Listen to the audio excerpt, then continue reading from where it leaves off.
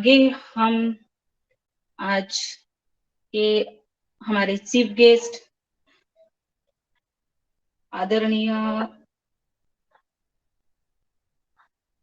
आदरणीय श्री कुलदीप कुनियाल जी देहरादून उत्तराखंड से है और ये एक वरिष्ठ वैज्ञानिक, कृषक और हमारे योगाहार के सदस्य है और आज का इनका विषय है क्लस्टर आधारित खेती की सामाजिक और आर्थिक प्रभाव। इस पर आदरणीय उनियाल सर मार्गदर्शन देने वाले हैं, तो मैं इस योगाहार मंच पर उनको ससम्मानित आमंत्रित करती हूँ। आदरणीय उनियाल सर जी, मेरी आवाज आ रही है उनियाल सर, कुलदीप सर? जी जी जी आ रही है, आपकी जी आवाज आ जी, रही है। स्वागत है सर। आ, आ, सभी को ओम।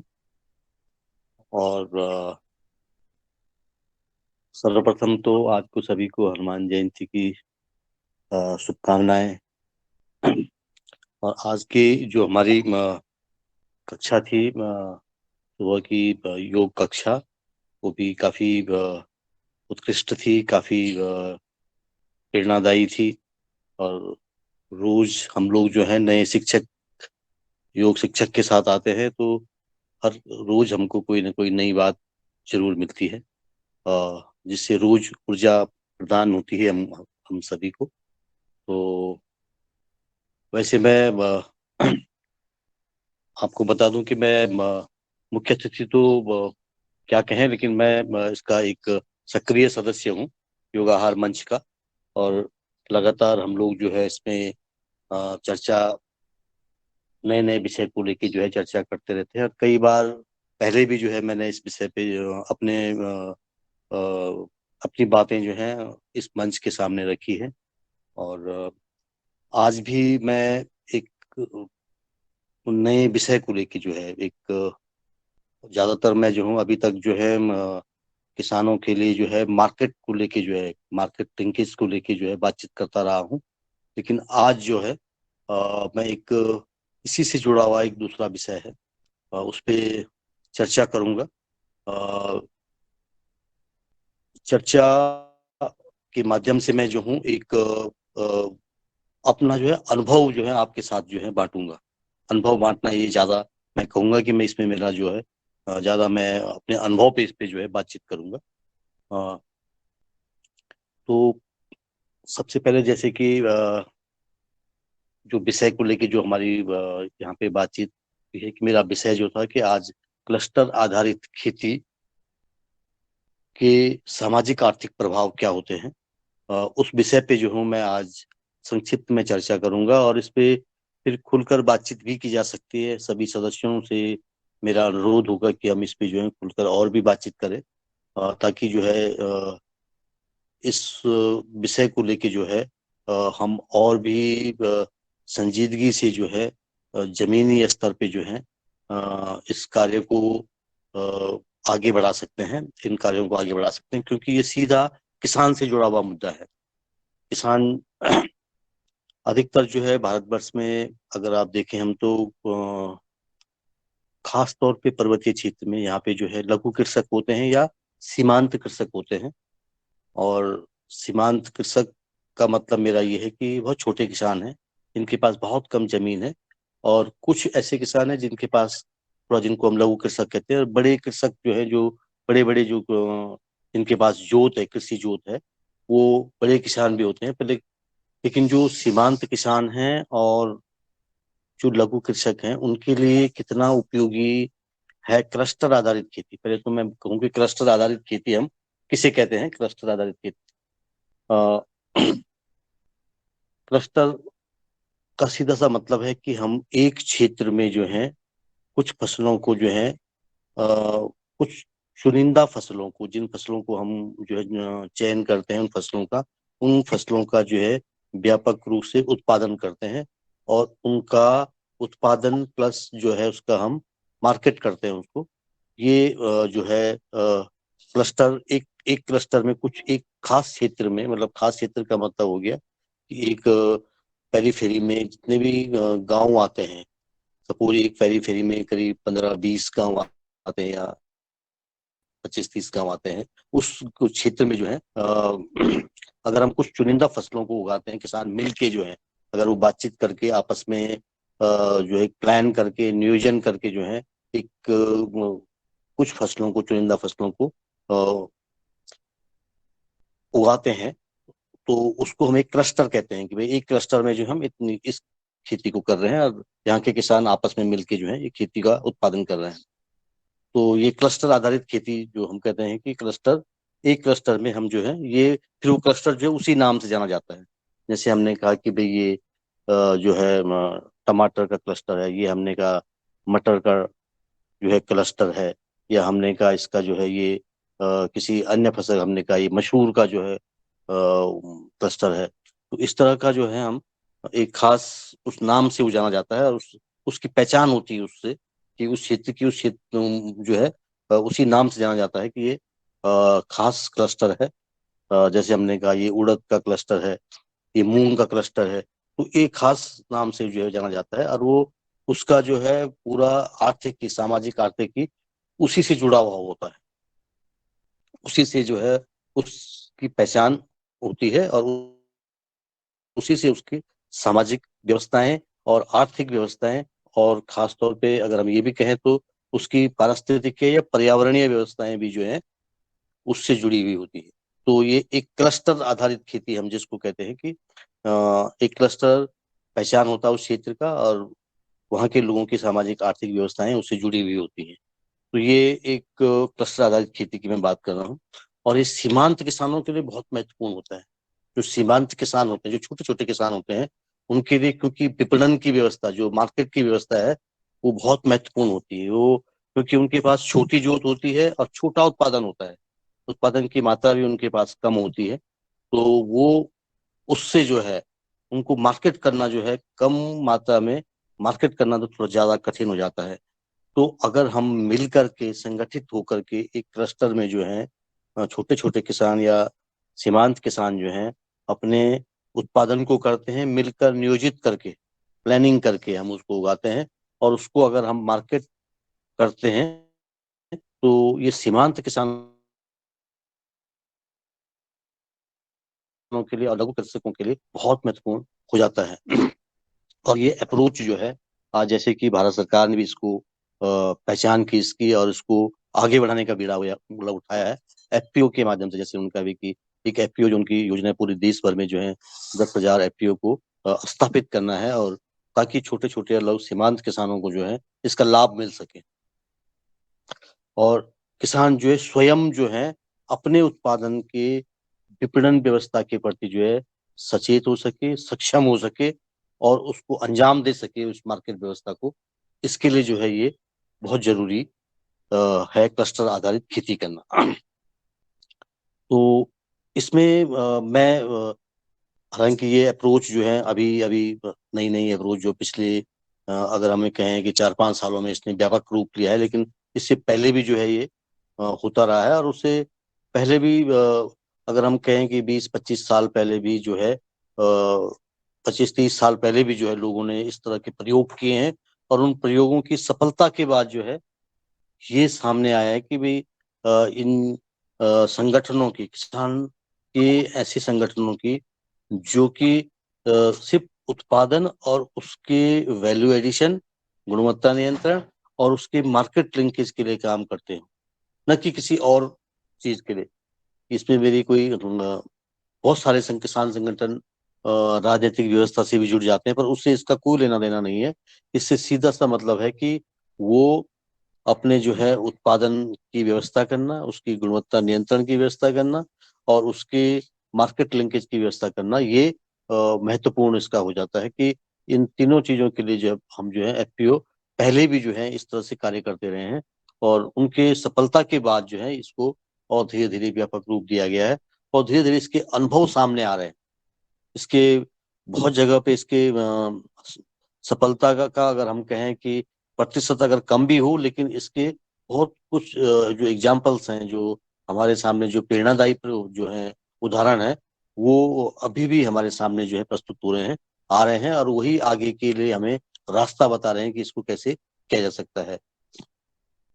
कोई भी योजना हो सकती है कि वो दिखने में वो जो है सुंदर होती है, दिखने में जो उसको लगता है कि ऐसा लगता है कि भाई इससे काफी परिवर्तन आएगा, लेकिन जब जमीनी स्तर पे हम उसको देखते हैं तो उसकी सफलता के उतनी सुंदर लगती नहीं है कि जब उसको करना शुरू करते हैं, जब उसको जमीन में करना शुरू करते हैं, उतारना शुरू करते हैं, तो उससे थोड़ा सा जो है हमें जो है ये लगता है कि ये कार्यक्रम इतना, कई लोगों ने जो एफपीओ के गठनों पे जो है सवाल भी उठाए हैं कि नहीं, ये तो सिर्फ दिखाने के लिए है, ध्यान भटकाने के लिए है।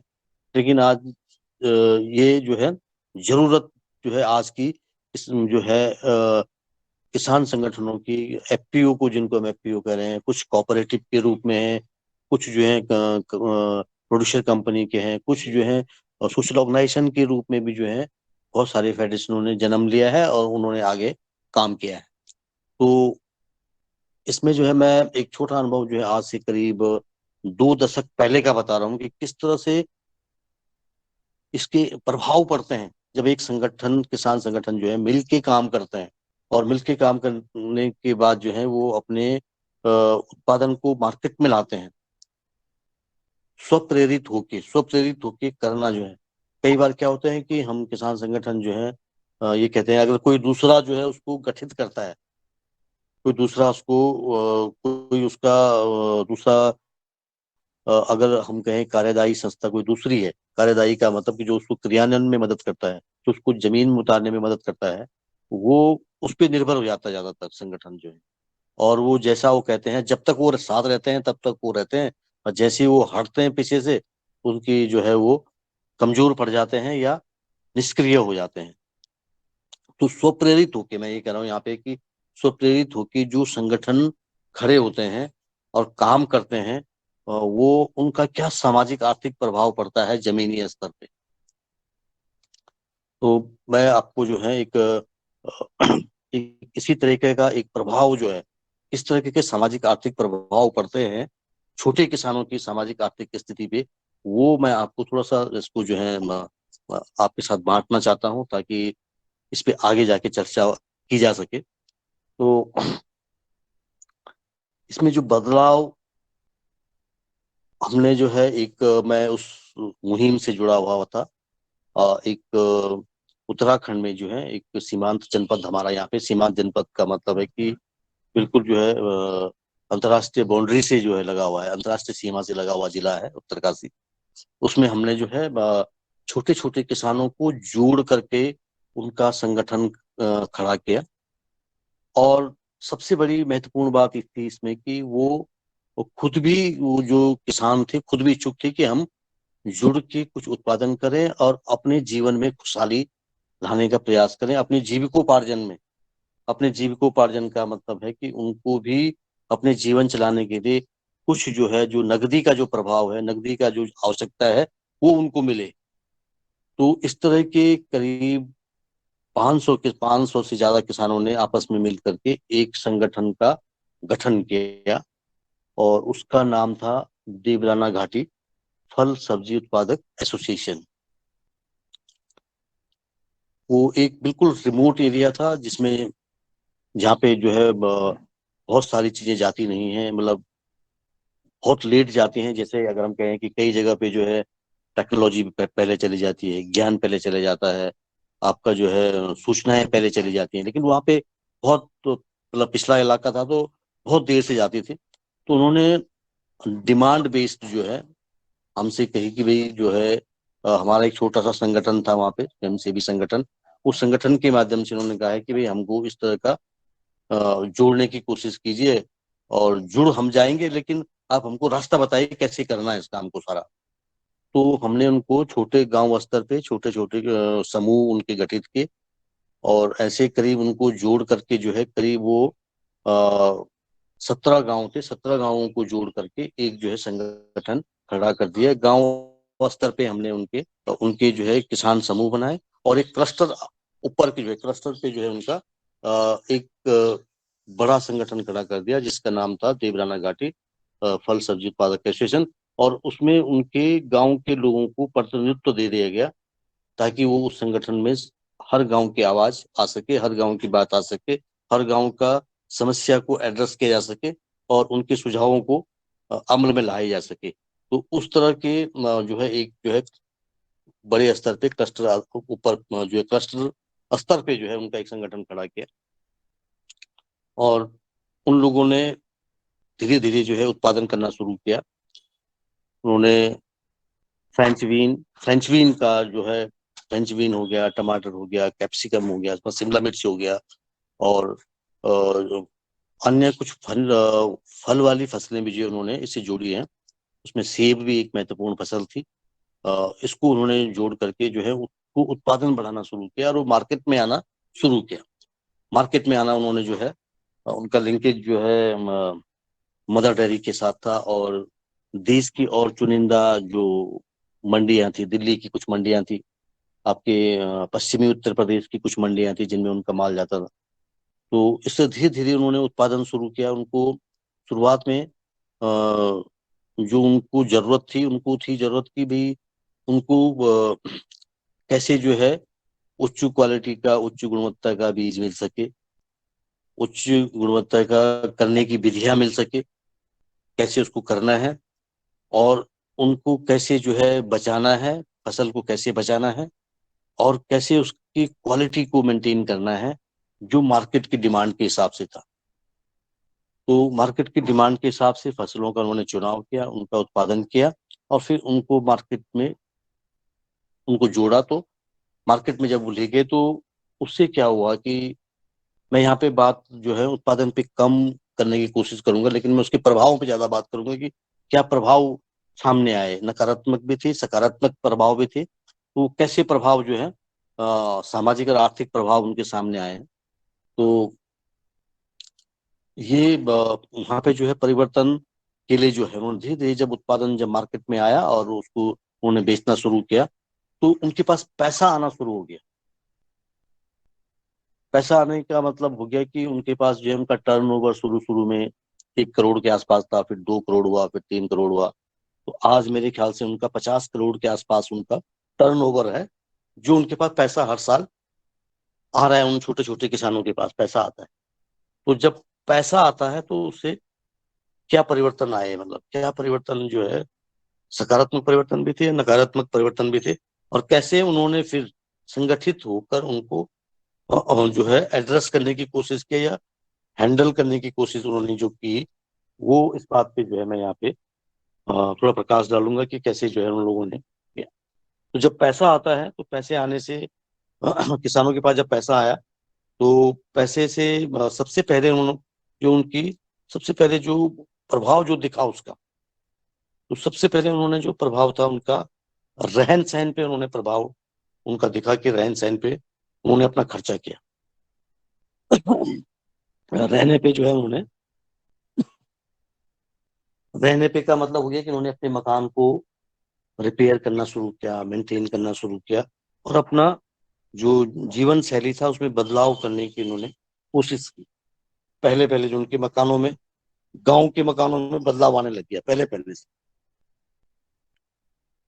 तो धीरे धीरे जब मकान के उससे बदलाव हुआ तो उस मकान को जब वो बना रहे थे तो उसमें निश्चित रूप से क्या हुआ कि आ, उनको जरूरत पड़ी, किसकी, लेबर की जरूरत पड़ती है, मिस्त्री की जरूरत पड़ती है।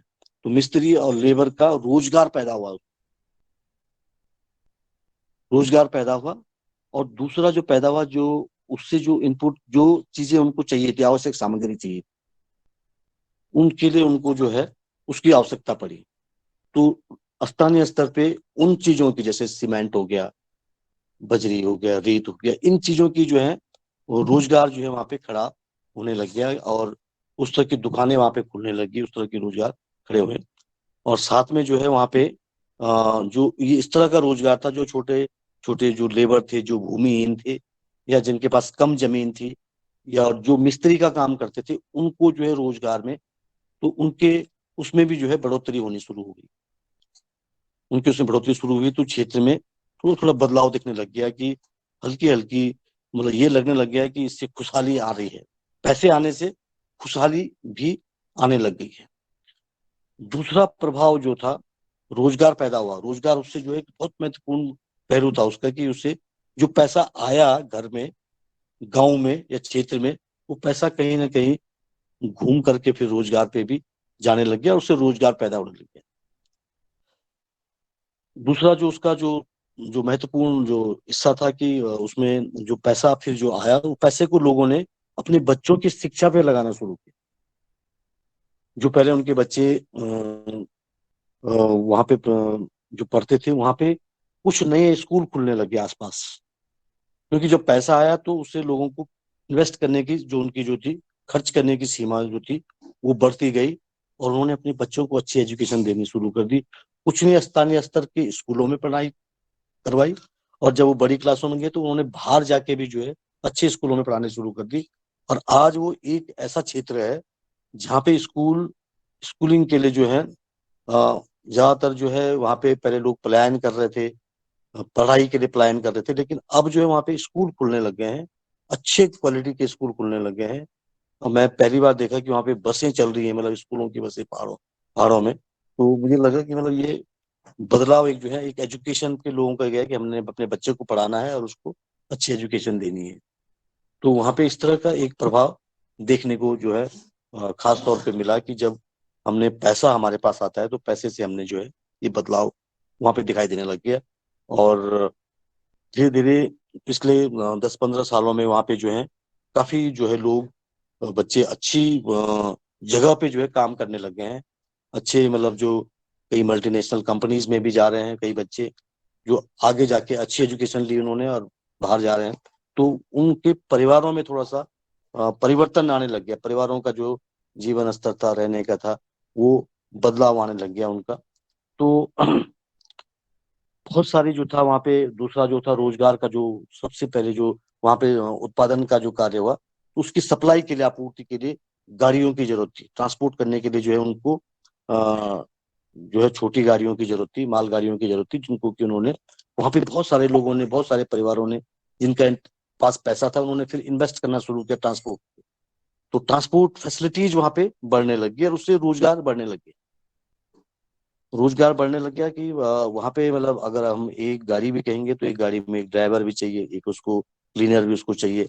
तो दो तो वहां पे रोजगार एक खड़े हुए एक गाड़ी के पीछे, और एक वो परिवार जिसने वो गाड़ी पे इन्वेस्ट किया, तो तीन परिवारों का रोजगार जो है उसमें, तीन लोगों का रोजगार जो है उसमें खड़ा होने लग गया।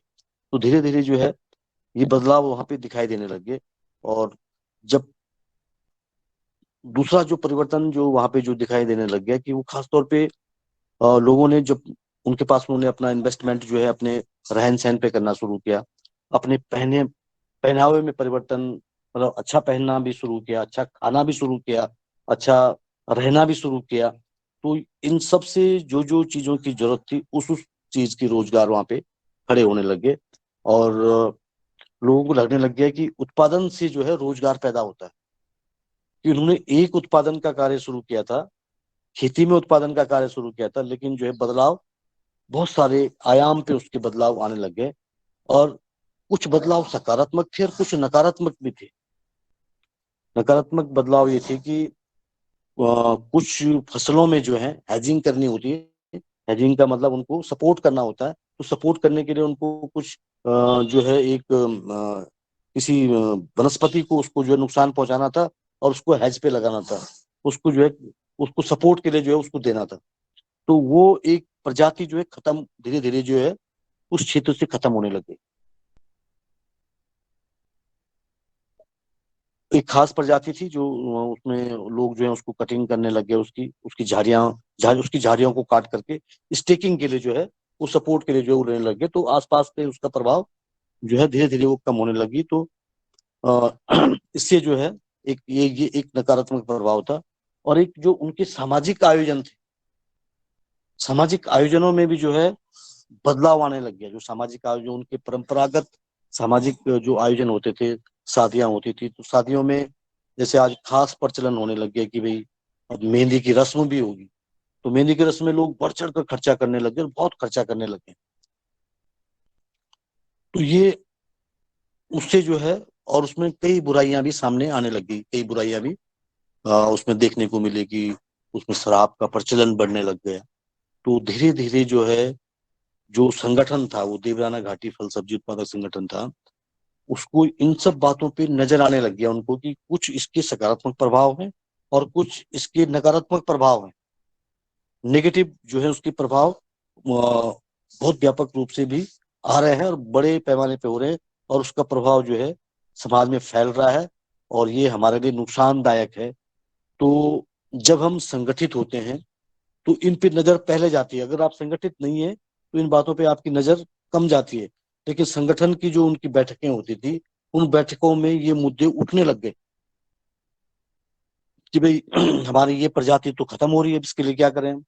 इसके लिए या तो कोई विकल्प ढूंढो या कोई बातचीत करो इस पे, नहीं तो जो है हम एक अपनी खास जो हमारे बुजुर्गों के साथ जो वनस्पति बढ़ी फली फूली, उसको हम खत्म कर रहे हैं।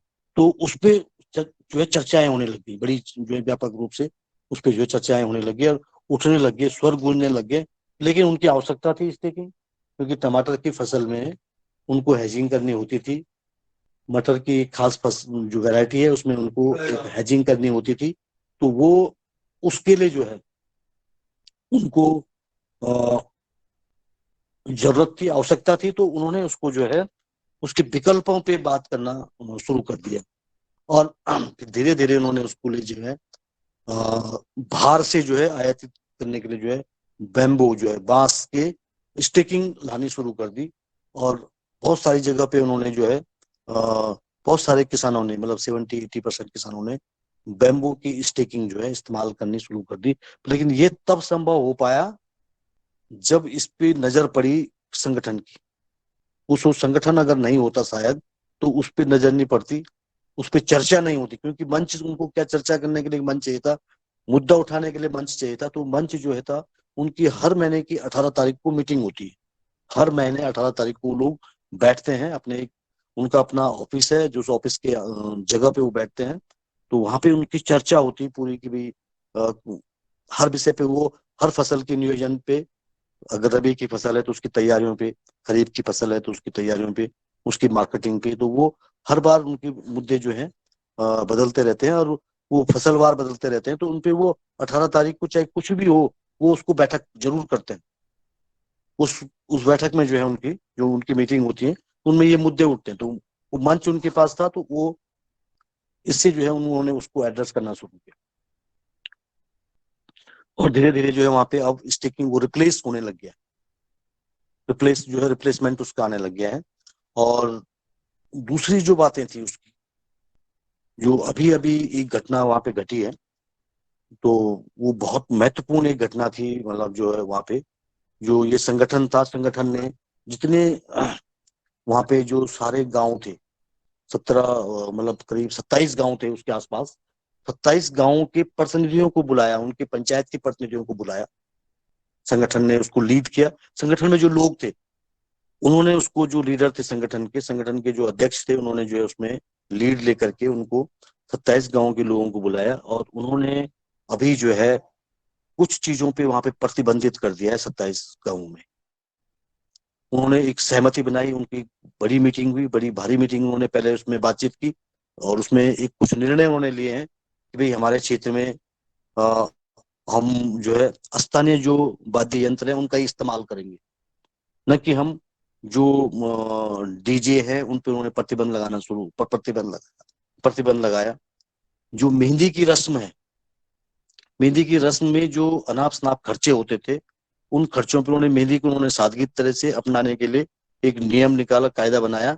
और उस पर उन्होंने जो है एक फैसला लिया कि भाई अब लड़की की जब शादी होगी तो उसमें कोई मेहंदी की रस्म का इस तरह का आयोजन नहीं किया जाएगा, उसमें शराब नहीं परोसी जाएगी, मांस नहीं परोसा जाएगा, शराब नहीं परोसी जाएगी। तो वो उन्होंने फैसला लिया।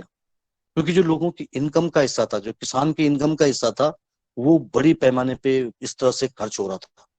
तो उन्होंने इसको ध्यान लिया, उसको संज्ञान में लाए उसको। और इस तरह का प्रभाव जो है वहां पे उन्होंने अभी, उनकी अभी 10 दिन पहले एक बड़ी बैठक हुई, उसमें करीब 2-3 हजार लोग बैठे थे। 2-3 हजार लोगों ने मिलकर, 27 गांव के लोगों ने ये फैसला किया कि हम इस तरह के आयोजनों पे हम रोक लगाएंगे जो किसान की आय का जो है दुरुपयोग जहाँ पे हो रहा है, किसान की आय का ही नहीं और उससे समाज पे जो है गलत प्रभाव पड़ रहा है। तो उन्होंने जो है ये जो है उस मंच के माध्यम से इस तरह की जो है रोक उन पे लगाई है, और ये बड़ा चर्चा का विषय पूरे राज्य में हमारे बना हुआ है। और बहुत सारे लोगों ने उसके बाद जो है इसको इसी उसको जो है जो उन्होंने बड़े बड़े मुद्दे थे, जैसे शराब के प्रचलन पे, डीजे के प्रचलन पे, आपके जो इस तरह के जो खर्चे होते थे, कुछ वहाँ पे खास तरह के खर्चे होते हैं जो कुछ परिवारों पे उस पे बहुत लोड पड़ जाता है कि जब शादियां होती हैं तो जो मामा पक्ष होता है उनको उसमें कुछ गिफ्ट देना होता है पूरे उस अपने जो है परिवार, उस परिवार को जिस परिवार में शादी होती थी। तो उस पे भी उन्होंने रोक लगा दी कि भाई इस तरह के गिफ्ट न दिए जाएं। उसमें कुछ ऐसे गिफ्ट थे जो बड़े नकारात्मक प्रभाव वाले गिफ्ट थे, तो उन्होंने उनको मना किया भाई कि अब इस तरह उन्होंने और 27 गांवों ने फैसला किया कि अब हम ये इस पे हम पूरी तरह से प्रचलन करेंगे, पूरी तरह से प्रतिबंधित करेंगे। और इस पे उन्होंने 50,000 रुपए का जुर्माना लगाया है कि जो इनका उल्लंघन करेगा वो 50,000 रुपए का इसको जो है 50,000 रुपए उस पर जुर्माना लगेगा। और इस सर्वसम्मति से उन्होंने पालन किया है। जो है उसको अब वो अमल में लाने के लिए पूरी कोशिश कर रहे हैं। कुछ चीजें उन्होंने अमल में लानी शुरू कर दी और अब ये एक स्वीकार्यता जो है समाज में उस तरह की बन रही है। तो ये अ, ये खास तौर पे जो उस किसान संगठन था उसने लीड किया इसको। एक दिन उनके जो मुख्य अतिथि थे, वो मुख्य अतिथि के रूप में भी हमारे उसमें आए थे एक दिन, जयेंद्र सिंह राणा नाम से। तो जयेंद्र सिंह राणा जी थे, उन्होंने जो है इसको लीड किया और पूरे क्षेत्र को सबको साथ लेकर के उन्होंने जो इस पे बातचीत की। और आज जो है उन्होंने एक पूरे जो है उसमें इसकी जो है सामाजिक आर्थिक जो प्रभाव जो मैं कह रहा हूँ कि जो किसानों की जो इनकम आई थी वो इनकम का इस्तेमाल कहाँ कहाँ हो रहा था, सकारात्मक भी हुआ नकारात्मक भी हुआ। बहुत सारे उसमें एक जो बहुत बड़ा जो प्रभाव पड़ा वो प्रभाव पड़ा महिलाओं पे, क्योंकि पुरुष जो हैं पहाड़ों में खास तौर पे हमारे उत्तराखंड में जो कहते हैं कि महिला जो है यहाँ की आर्थिकी की रीढ़ है, आर्थिकी की रीढ़ है, मतलब वही सारे कामों में उसका हाथ होता है। खेती में वो अंजाम देती है, पशुपालन को वो अंजाम देती है, घर को संचालन करने में वो जो है जो अपना जो योगदान देती है, और वही उसकी रीढ़ होती है। पुरुष उसमें ज्यादा हाथ नहीं बांटता था। लेकिन जब से ये खेती करना उन्होंने शुरू किया उससे उनको नगदी आय आनी शुरू हुई। तो वहां पे पुरुषों ने जहां जहां नगद का प्रभाव होता है, जहां नगद का प्रभाव नहीं होता है, नगद का मतलब कैश का, पैसे का जहाँ प्रभाव होता है वहां वहां पुरुष आगे आ जाता है। और जहां जहां काम का ज्यादा प्रभाव होता था वहां पुरुष पीछे हो जाता था।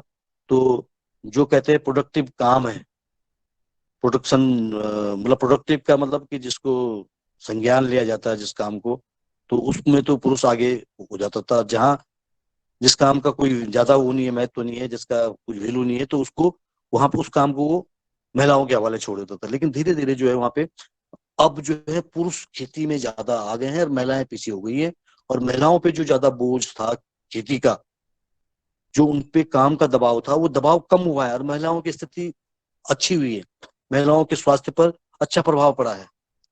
और महिलाओं ने एक बात और खास की इसमें, जो एक हमने अभी अध्ययन किया था उस अध्ययन में ये बात की कि उन्होंने बचत को बहुत महत्वपूर्ण उन्होंने जो है इसमें हिस्सा बनाया।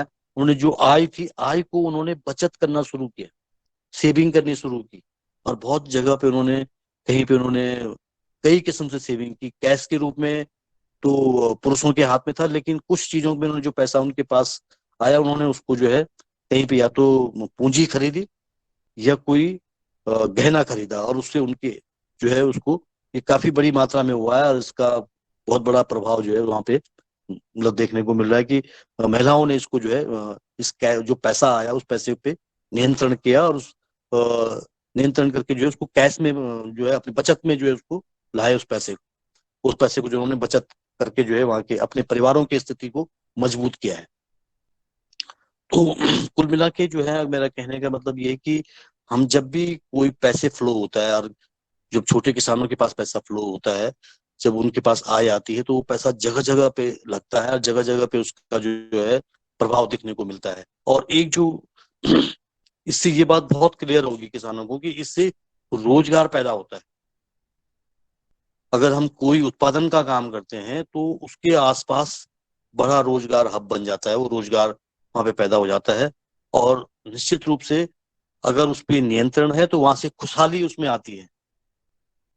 बुराई भी आती है, लेकिन उसके साथ खुशहाली भी आती है, और खुशहाली वो परिणाम उन्होंने देख रहे हैं कि खुशहाली इसमें बहुत महत्वपूर्ण है, खुश जो है। तो उन्होंने उसको जो है अब नए तरीके से लेना शुरू कर दिया। जैसे उन्होंने जो ये पहले बुराइयों पे नियंत्रण का जो फैसला किया है, ये बड़ा महत्वपूर्ण था। और ये संगठन जो जिसने जो लीड किया है, जो मैं कह रहा था कि एफपीओ क्यों जरूरी है आज, क्यों सामाजिक प्रभाव उनके आज हैं। उनके सिर्फ आर्थिक प्रभाव नहीं है, उनके सामाजिक प्रभाव भी हैं, पर्यावरणीय प्रभाव भी हैं। क्योंकि उनकी नजर जाती है, उनको एक प्लेटफॉर्म मिलता है, वो नजर जाती है, वो चर्चा में आते हैं वो बातें, और उनसे जो है एक माहौल बनता है। और माहौल बनने के बाद जो है उसमें शुरू होती है चर्चाएं, और उस पर कोई ना कोई फैसला जरूर होता है जब इस तरह के संगठन सक्रिय होते हैं। और अगर वो संगठन मजबूत है और उनका जो नेतृत्व है वो बिल्कुल जो है मजबूत है, तो ये उस काम को अंजाम दे जाते हैं। और उस क्षेत्र के लिए जहाँ पे ये इस तरह की जो प्रक्रिया चल रही है, जो एग्री बिजनेस का, जिसको हम आज एग्री बिजनेस कहते हैं, कृषि व्यापार हम जिसको कहते हैं, जो कृषि से जुड़ा हुआ व्यापार हम कहते हैं, तो उससे जो इनकम आती है, उस इनकम को हम कैसे मैनेज करना है, उसको हमें अपने समाज में उसका बुरा प्रभाव ना पड़े, समाज में उसका अच्छा प्रभाव को कैसे बढ़ाना है, अच्छे प्रभाव को, तो उसको हमें जो है, जैसे स्कूलिंग वहाँ पे बहुत बढ़िया हुई, इस उसके पॉजिटिव जो इम्पैक्ट थे, उसके प्रभाव थे, कि बहुत अच्छी स्कूलिंग वहाँ पे शुरू कर दी लोगों ने। खाना, लोगों का रहन सहन बहुत अच्छा बढ़िया, उनका स्वास्थ्य अच्छा जो है अच्छा होने लग गया। उसमें उनमें चेतना आने लगी कि उनको जो अच्छे स्वास्थ्य की जरूरत है। उनके अगर आप बिल्डिंग्स देखेंगे, मकान देखेंगे, तो उन्होंने मकानों में बड़ा फेरबदल आया है। उनके रहन सहन में उन्होंने बहुत अच्छा बना रहना उन्होंने जो है स्वच्छ रहना शुरू किया। अपने को जो है हाइजीनिक कंडीशंस जो है वहाँ पे आई। पहले वो क्षेत्र जो है बड़े उससे देखा जाता था, लेकिन आज वो बड़े उच्च स्तर पे देखा जाता है कि वहाँ पे बड़ी हाइजीनिक कंडीशंस है। उन्होंने स्वच्छता का बड़ा ध्यान रखा है। गांव गांव में उन्होंने स्वच्छता का अभियान, अभी जो इसमें जो एजेंडा था उनका, जो मैं कह रहा था कि सामाजिक आर्थिक, जो उन्होंने जो कुछ बुराइयों पे जो नियंत्रण किया है, सामाजिक बुराइयों, उन्होंने कई सामाजिक बुराइयों पे नियंत्रण किया है, नियंत्रण का ऐलान किया है, और उसको अमल में लाया है, और सबने उसको स्वीकार किया है। और सबने उसको जो है जो है सभी जो वहाँ की पंचायतें थी, पंचायतों ने उसको एक्सेप्ट किया है कि हम इसको लागू करेंगे अपनी पंचायतों में, इन सब बातों को।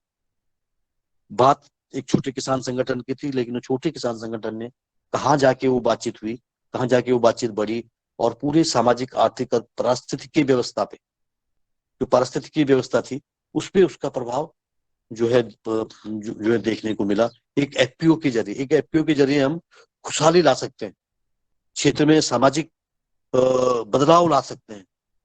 चाहे वो महिलाओं के क्षेत्र में है, चाहे वो शिक्षा के क्षेत्र में है, चाहे वो सामाजिक बुराइयों के क्षेत्र में है, चाहे सामाजिक परंपराओं के क्षेत्र में है, वो हम उसमें बदलाव ला सकता है एक छोटा संगठन। क्योंकि उसकी से थी, से का मतलब था उसका नियंत्रण था, क्योंकि उसके माध्यम से उसके खाते से पैसे जाते थे उन किसान संगठनों, उस किसान परिवारों के पास। वो उसको नियंत्रित करने लग गया उसको, कि भी तुम इस पैसे को गलत जगह इस्तेमाल मत कीजिए, इस पैसे को अच्छी जगह इस्तेमाल कीजिए। और जो हमारा फ्लो है, मतलब इनकम, जो हमारे पैसे का इनकम का जो हम फ्लो करते हैं, जो खर्च करते हैं हम उसको, तो जो एक्सपेंडिचर कर रहे हैं, उस पर भी उन्होंने नियंत्रण करना शुरू कर दिया। मैं उसकी जो अभी कटिंग जो उसकी हुई है, मैं भी आपको अगर ग्रुप में मैं शेयर करूंगा कि उनकी अभी जो पिछले 10 दिन के पहले जो मीटिंग हुई थी, उस मीटिंग में उन्होंने ये फैसला किया था। और वो फैसले को उन्होंने जो है पूरा जो है उसको ये व्यापक स्तर पे अगल बगल के क्षेत्रों में उसका प्रभाव पड़ना शुरू किया। उन्होंने भी इस तरह की शुरुआत कर मतलब करनी शुरू कर दी है, सामाजिक बुराइयों पे नियंत्रण करने की, और जो है उन्होंने जो है शुरुआत कर दी है। तो ये एक बहुत महत्वपूर्ण पहलू है कि जो ये हमारे किसान संगठन है, छोटे किसान संगठन है, ये कैसे जो है ये नियंत्रण करने की स्थिति में इसलिए आए, क्योंकि इनके पास इनकी विपणन का जो पैसा था वो किसान संगठन के कोष में आता था, और किसान संगठन के कोष से ही पैसा जाता था किसान को, उस किसान समूह को पैसा जाता था, उस किसान परिवार को पैसा जाता था।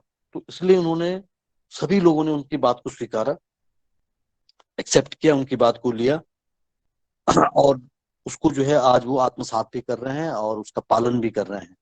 तो ये बड़ा एक महत्वपूर्ण, मैंने आज सिर्फ एक पहलू पे चर्चा की कि कैसे जो है एक किसान संगठन कैसे बदलाव ला सकता है एक क्षेत्र में, सामाजिक आर्थिक विकास में कैसे बदलाव ला सकता है, पर्यावरणीय में कैसे, क्षेत्र में कैसे बदलाव ला सकता है।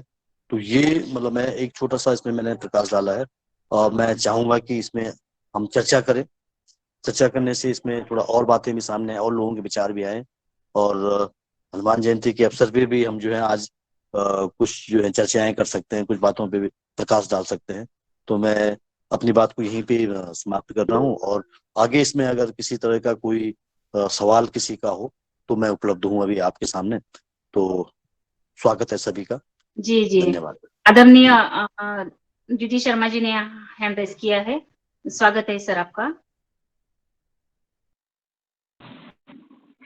सभी को मेरा नमस्कार, खास करके कुलदीप उनियाल जी जो मेरे बहुत पुराने मित्र और एक संगठनात्मक कार्य में आप हमेशा साथ रहे हैं।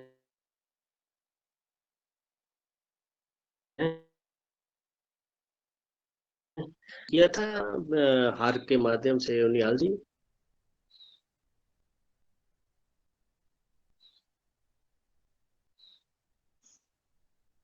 हेलो। जी सर बोलिए।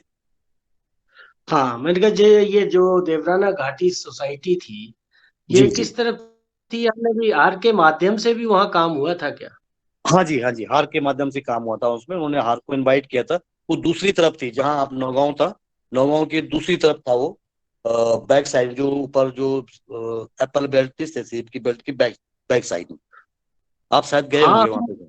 आप गए हाँ, होंगे सर वहां वहाँ पे। हमने वहाँ विजिट किया था, और उस घाटी में काफी जो बदलाव देखा गया था। जहाँ दूसरे क्षेत्रों में जब हम गए थे, तो वहाँ की जो भौगोलिक भौगोलिक परिस्थिति थी वो एक बहुत अच्छी थी। और वहाँ काफी चेंजेस हमने देखी थी, जो आप कह रहे हैं कि जो ये संगठन बना था, छोटे छोटे जो सीमांत किसान थे, और उनको आपने संगठित किया था वहाँ के एनजीओ इसके माध्यम से हुआ था।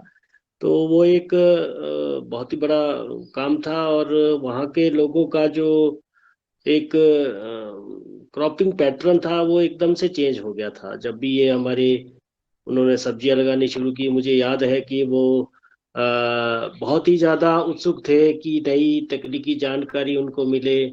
और कुछ समस्याएं भी उनके फसलों में आई थी, खास करके टमाटर के उत्पादन में। जब बरसात के दौरान जो है एक उन्हें बीमारी का सामना भी करना पड़ता होगा। और साथ में जो ये सामाजिक और आर्थिक बदलाव उस क्षेत्र में देखा गया, वो मैं स्वयं वहाँ बहुत प्रभावित हुआ था। और जैसा कि आपने कहा कि जब उनकी आर्थिकी में बदलाव आया, तो लोगों में एक मॉडर्न बनने की स्थिति या उनकी इच्छा व्यक्त की, और लोगों ने जो परंपरागत जो उनका ट्रेडिशन था, कल्चर था, उसे भी चेंज करने की कोशिश इस मतलब आर्थिक स्थिति बदलाव में आई है मेरे हिसाब से। और जो किसानों की जो निरंतर आय होती है, वो हमारे आज के जो युग में या वर्तमान जो इस समय चल रहा है, उसमें जो परंपरागत खेती हमारी गेहूं, मक्की, जो हमारी ये क्रॉप्स थी, दूसरी फसलें थी, उससे आर्थिकी वो एक फसलों में जो बदलाव आया। और जो हमारे सब्जियां ऐसी है, शॉर्ट ड्यूरेशन होती है, और एकदम हमें उससे लाभ मिलता है। उससे निश्चित तौर पे वो सोसाइटी में एक बदलाव आता है। और जो आपने कहा कि वहाँ विषमता भी पैदा हो गई थी, और जो एकदम उसमें जो संगठन जो बना, और संगठन के बदलाव का जो प्रभाव, जो नेगेटिव प्रभाव आया, वो निश्चित तौर पे आता है। यहाँ अब अगर हम हिमाचल की बात करें, खास करके हम ट्राइबल बेल्ट की बात करें, वहाँ आपने आपने भी वहाँ शायद गए हैं। जो लाहौल, कुल्लू लाहौल उत्पादक संघ था, उसमें एक बहुत बड़ा बदलाव आया था।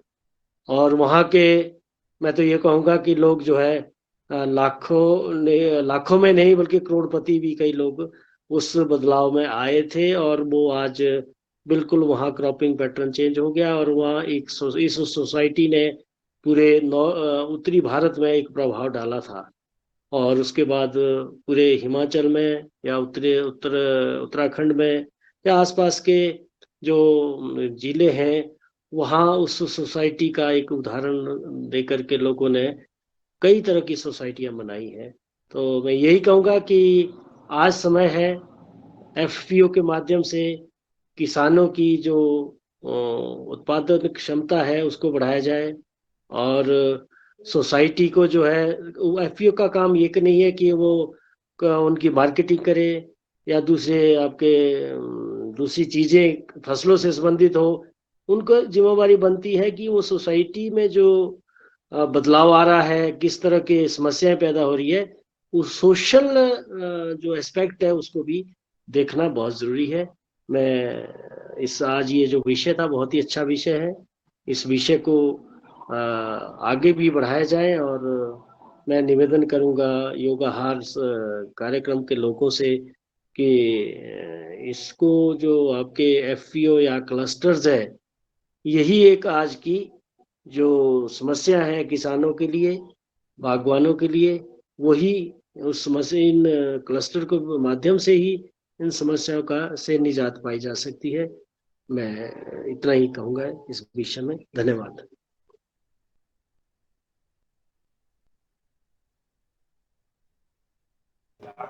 धन्यवाद आदरणीय डीडी शर्मा जी और हमारे आदरणीय कुलदीप पुनियाल जी ने जो सब मार्गदर्शन दिया।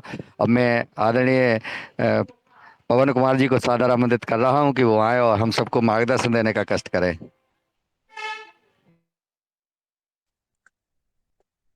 नमस्कार सभी को। और आज सर्वप्रथम तो हनुमान जयंती की सबको बहुत बहुत शुभकामनाएं।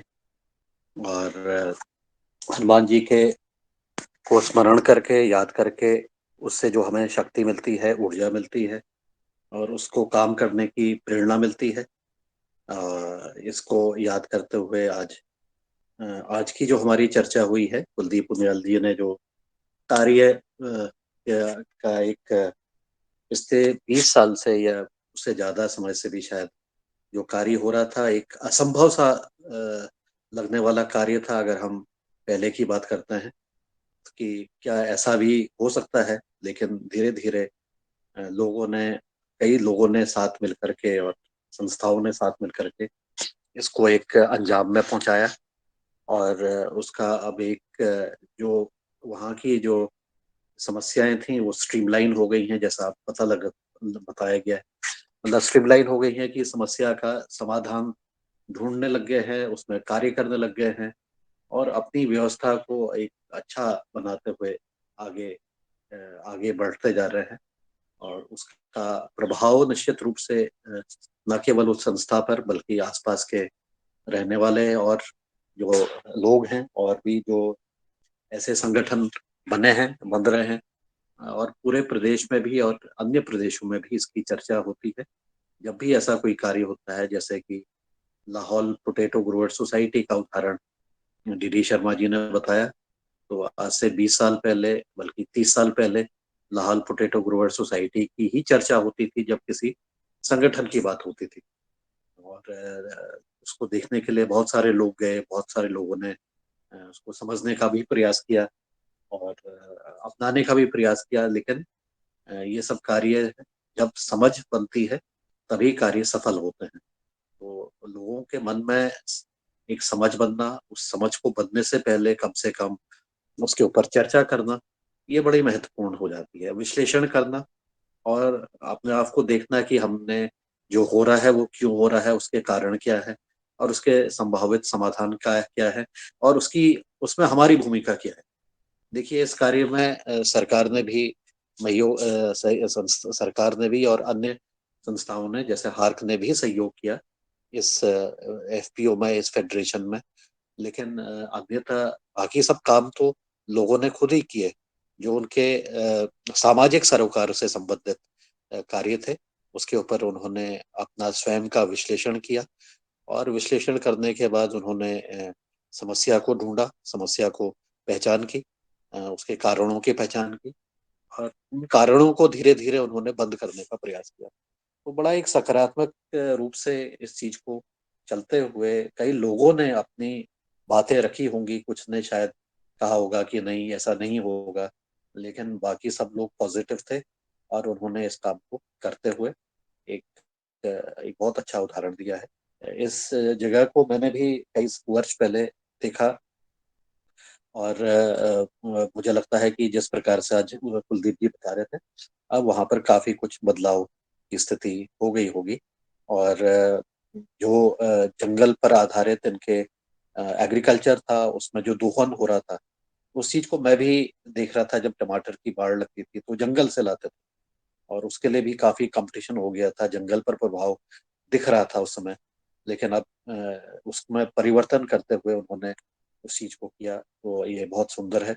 और ये एक कुछ कई बार एक विशेषता ऐसी भी रहती है कि कुछ जो मैंने देखा कि सामाजिक जो ढांचा है किसी भी एक जगह का, वहां पर चीजें आसानी से हो जाती हैं।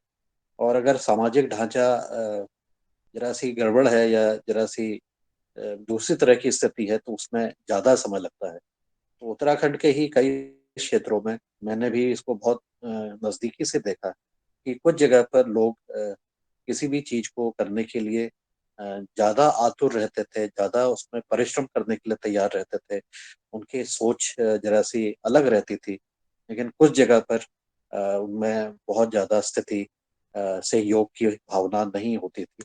काफी जगह पर ऐसी भी स्थिति। तो ये वहाँ की एक सामाजिक जो संरचना है और समाज में किस प्रकार का आपस में तालमेल है या मेलजोल है, उस पर काफी हद तक के भी ये चीजें कोई भी चीजों को करने में उसमें एक इसमें समय कम या ज्यादा लग जाता है। और मैंने देखा कि जहाँ पर लोगों की आपस में जो है ना, का आपस में तालमेल कम था या नहीं था, वो सारे इलाके हमारे उत्तराखंड से पलायन की भेंट चले गए और सब लोग जो है निकल करके उस परिस्थिति से निकल के वहां से पलायन कर गए। लेकिन इस क्षेत्र में, उत्तरकाशी के क्षेत्र में, पलायन लगभग नहीं के बराबर था। और मुझे लगता है कि आज की तारीख में तो पलायन बिल्कुल ही रुक गया होगा। इसमें कुलदीप जी भी शायद इसमें और जानकारी दे सकते हैं। लेकिन अन्य जगह पर पलायन बहुत हो गया, बहुत ज्यादा। मतलब गांव के गांव खाली हो गए हैं करीब। कोई एक आंकड़ा मैं देख रहा था, करीब 3,000 गांव उत्तराखंड के बिल्कुल पोस्ट विलेज बन गए हैं। मतलब यहाँ, यानी कि वहां पर कोई नहीं रहता है।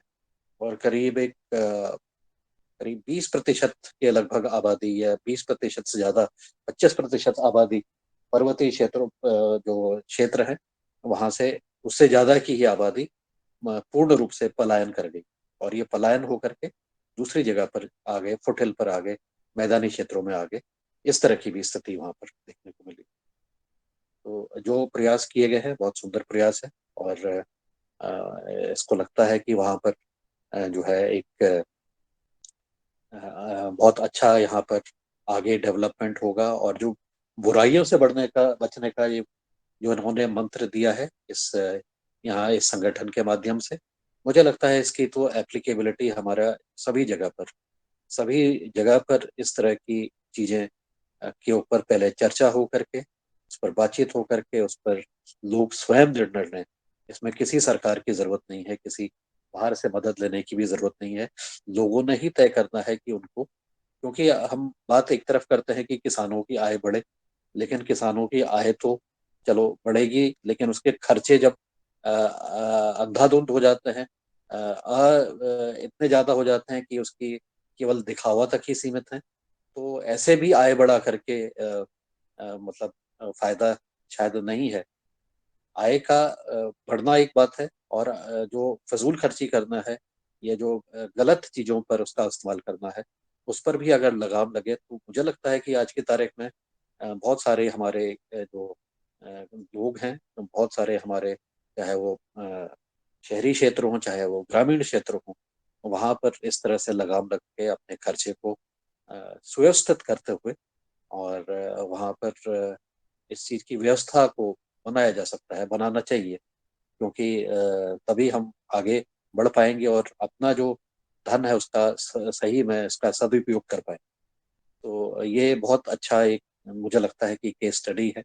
और ये केस स्टडी के रूप में, अगर वहाँ के जो अध्यक्ष हैं जो पहले भी आए थे, और उनके साथ के जो और भी जो उनके बोर्ड हैं, बोर्ड के लोग हैं, उनको भी इस मंच के माध्यम से अगर आने वाले समय पर बुलाया जाता है और उनसे भी उनके अनुभव साझा किए जा सकते हैं कि उनको क्या क्या परेशानी आई, क्या क्या उनको तकलीफें हुई, कैसे उन्होंने उस पर भी पार आए, ये सब काम को करते हुए, तो बहुत एक अच्छा, बाकी हमारे जितने भी साथी हैं उनको एक जानकारी मिलेगी और उसके आधार पर हम आगे भी काम कर सकते हैं।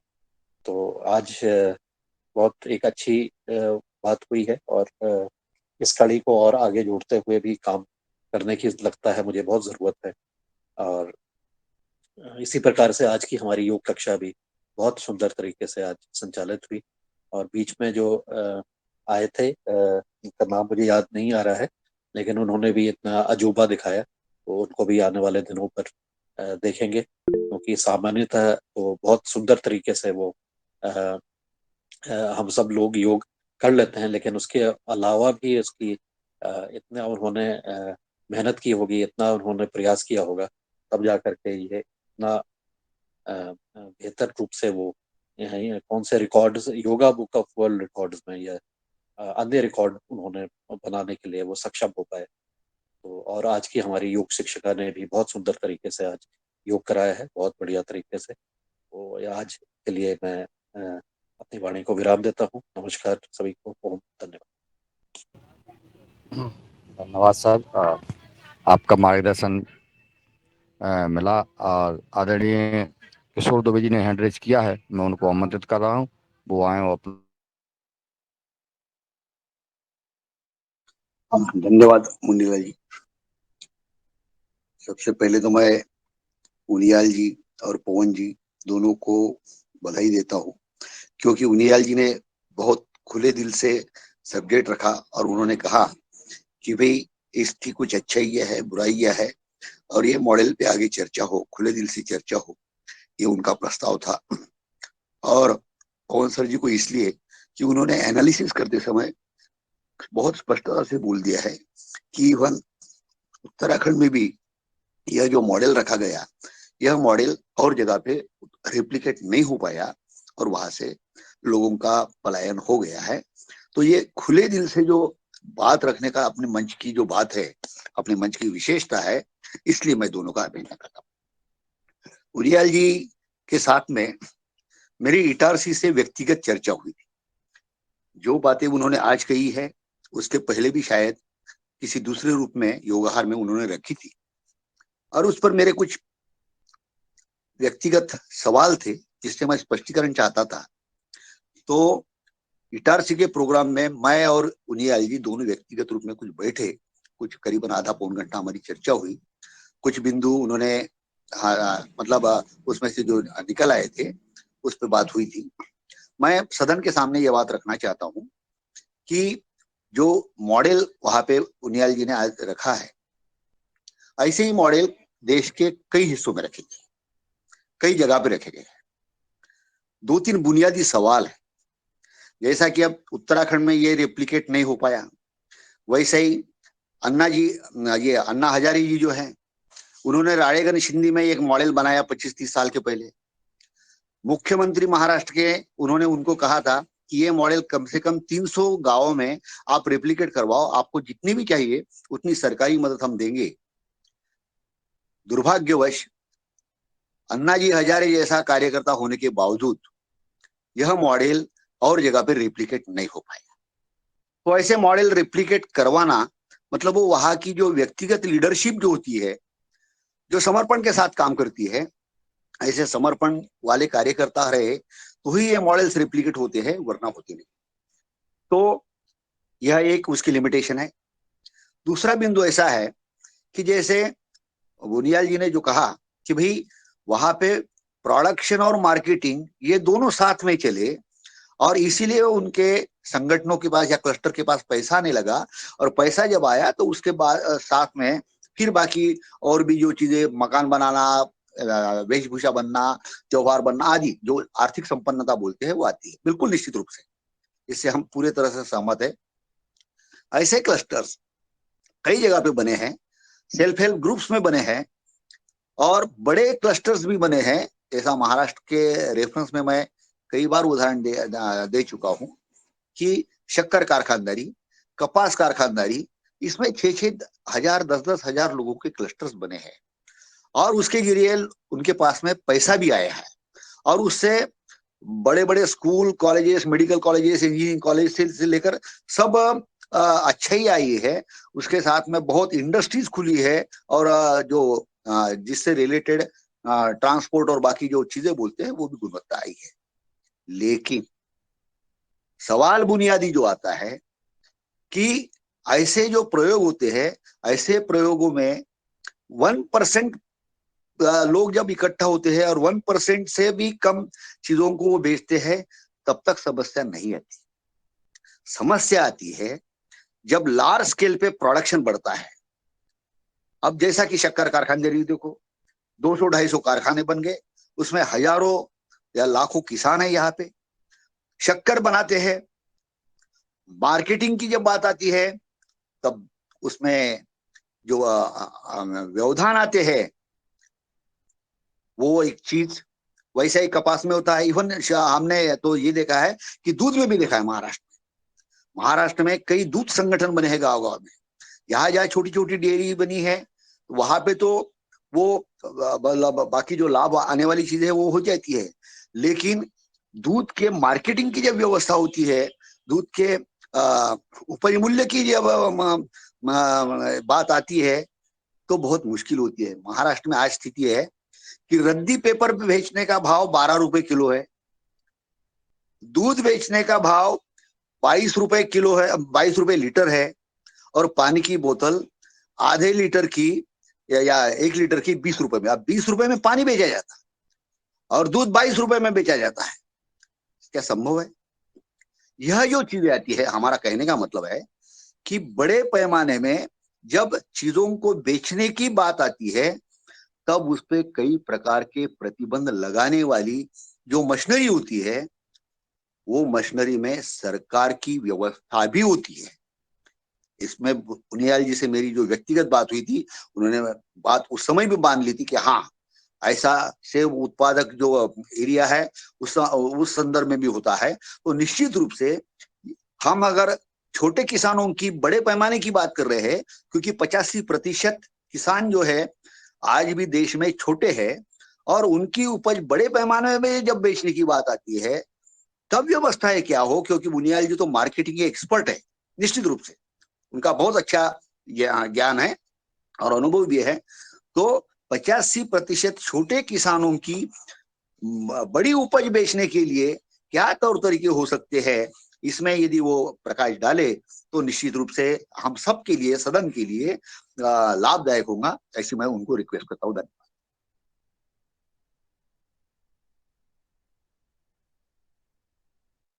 जी धन्यवाद डॉक्टर साहब। आपने सही कहा है कि हम लोगों ने करीब 1 घंटा बैठ के इटारसी में इन मुद्दों पे हमारी चर्चा हुई थी। आपने इन मुद्दों पे आपकी चिंता थी और आप निश्चित रूप से जो है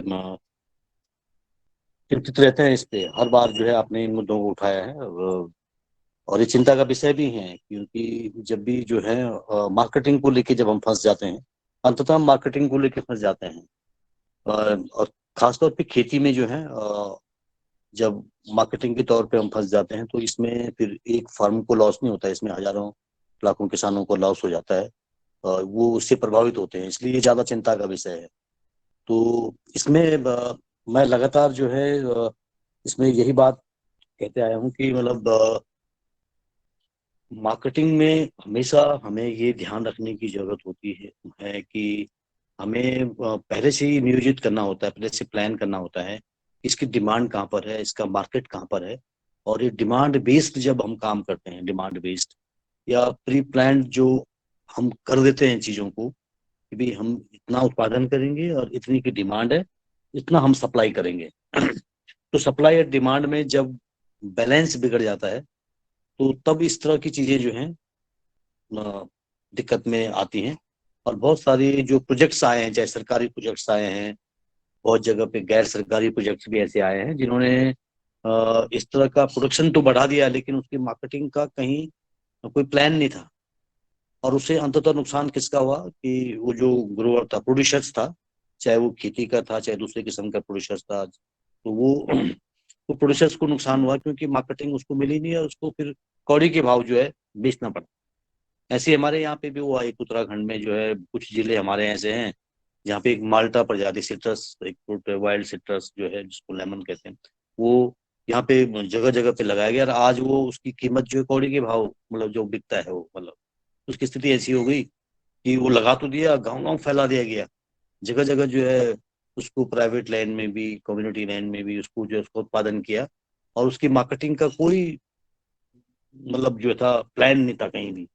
तो जो एजेंसी थी जिन्होंने इनको प्रमोट किया, उन्होंने अगर इस तरह का कोई प्लान नहीं बनाया तो फिर नुकसान होना निश्चित रूप से जो है उसको नुकसान उसमें होगा, क्योंकि मार्केट सीधा सा सवाल, मार्केट में सीधा सा वो एक सवाल होता है कि ये कितना आपकी डिमांड है और कितना आपका प्रोडक्शन है, सप्लाई और जो है उसकी आपूर्ति जो है आपूर्ति और डिमांड बेस्ड होता है।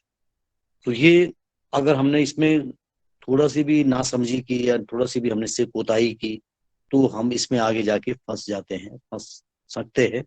तो ये बड़ा मतलब वो है, मतलब अगर बेसिक्स है इसका, मार्केट का सबसे बड़ा बेसिक्स है, अगर आपने आइडेंटिफाई नहीं किया है और कोई चीज ऐसी है जिसका जनरल मार्केट नहीं है, तो जैसे आम है, आम जनरल फल है, इसको हर कोई खाता है, आम फल है, आम फल का मतलब इसको हर कोई खाता है, तो इसकी मार्केट में उतनी प्रॉब्लम नहीं आती जितनी की कीवी की आती। कीवी को अगर आपने प्रोडक्शन बढ़ा दिया थोड़ा है तो उसको मार्केट हो गया हो, उसमें आपको 200 रुपए किलो बिक गया, अगर 10 क्विंटल जो है अगर आपका जो है 200 रुपए किलो बिक गया, अगर आपने 1 लाख क्विंटल उगा दिया तो वो फिर जो है जीरो पे आ जाता है। और कई लोगों ने इसके बाग भी काट दिए हैं, इसलिए काटे हैं क्योंकि ये आम फल नहीं, इसको हर आम आदमी का टेस्ट नहीं है इसका, कोई आम आदमी इसको खाता नहीं है। तो ये मार्केट में जाके ये चीजें फिट जाती हैं जब आप कोई नई आइडिया उसको लेके आते हैं, नए उसको लेके आते हैं और तब उसकी मार्केटिंग की बात करते हैं, तो ये उसमें हम जो है कहीं ना कहीं फिर फंस जाते हैं मार्केट को लेके। तो मेरा तो यही कहना है कि इसमें अ, हम इतनी जागरूकता बनाएं किसान लेवल पे भी, किसान संगठन लेवल पे भी, कि एक तो पहले स्वप्रेरित हो, कोई भी काम जो है अगर उनको विश्वास नहीं है कि ये नहीं बिकेगा तो उसको न करें, लेकिन अगर उनको विश्वास है कि बिकेगा, उसको उनको इस तरह का विश्वास दिलाया जाए, उनको इस तरह का विश्वास हो जाए कि हाँ नहीं हो सकता है। जैसे हमने कहा कि भाई टमाटर इतना उत्पादन होता है, बहुत बड़ी व्यापक पैमाने में इसका उत्पादन होता है, जब हमने किसानों को समझाया तो किसानों ने कहा यार कहाँ कौन कौन खरीदेगा इसको, 10 quintal 20 quintal 100 quintal 1 lakh quintal, आज तो कई वो टनों हो रहा है, मतलब मिलियंस टन में हो रहा है।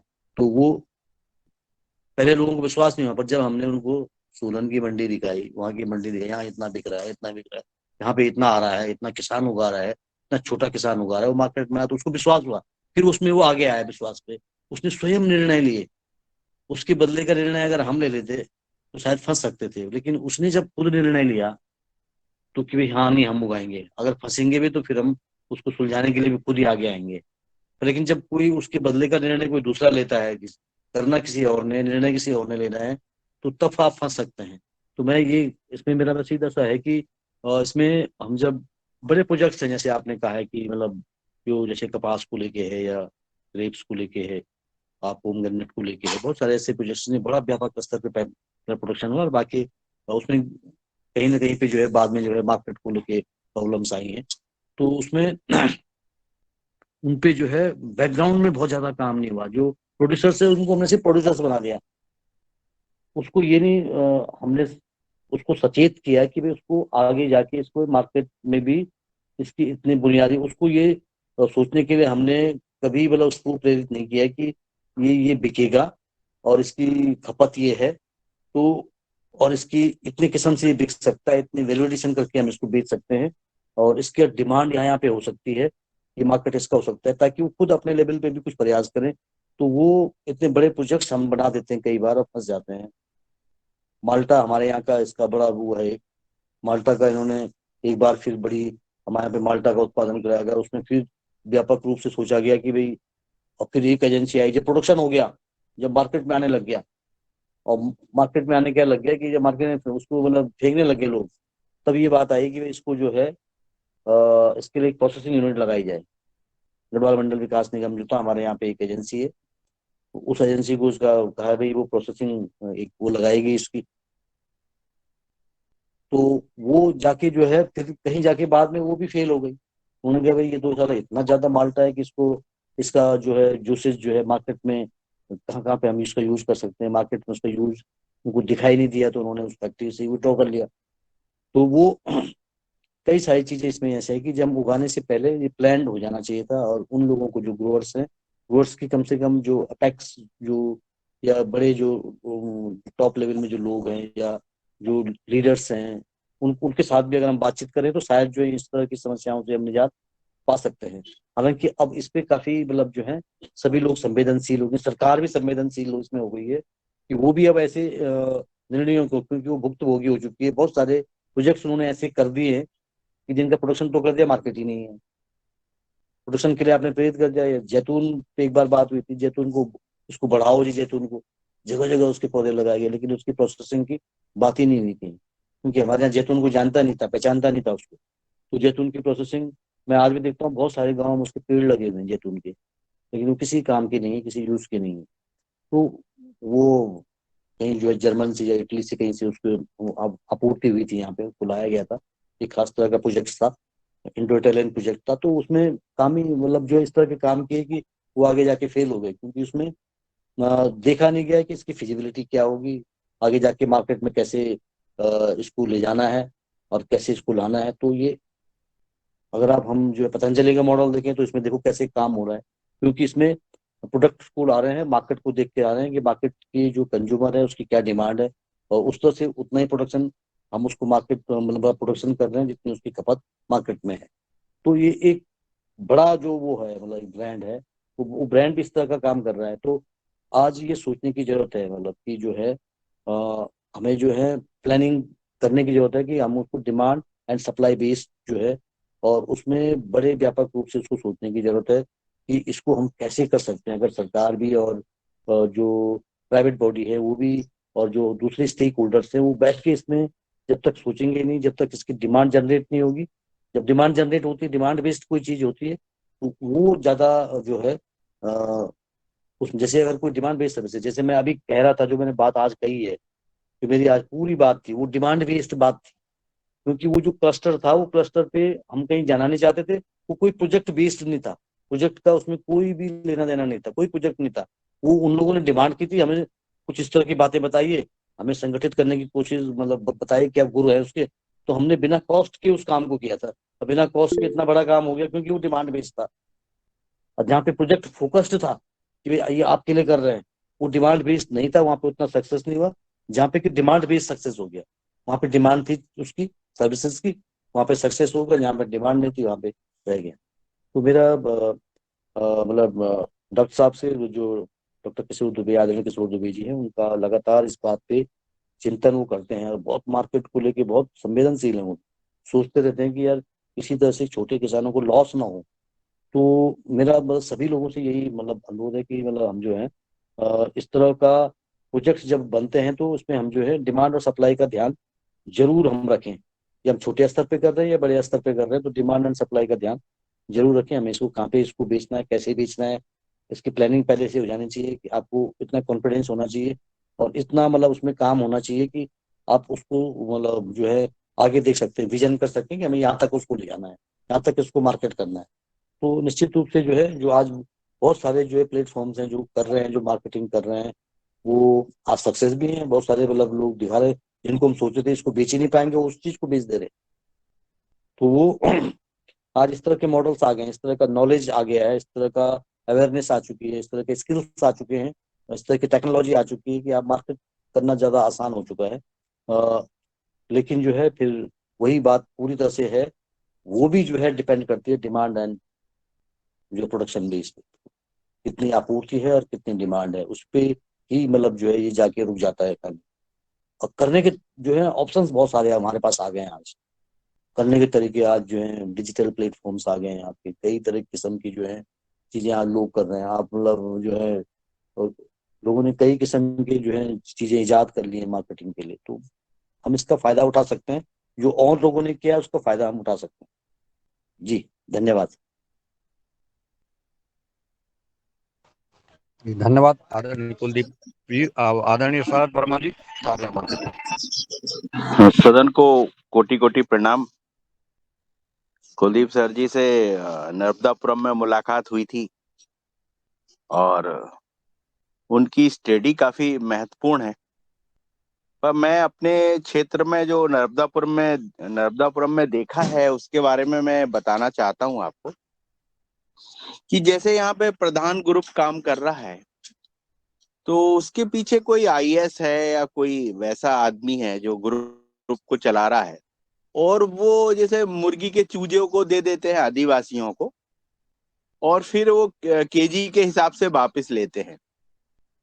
तो काफी सारे लोग उसमें इन्वॉल्व हैं और काफी छोटे लोगों को उत्पादन करने में फायदा मिलता है। पर मुझे लगता है कि कहीं जो संगठन का एक सही फायदा है, जो सही आय है, वो नीचे तक नहीं पहुंच पाती है। कुछ आईएएस लोगों के हाथों में कुछ रह जाती है।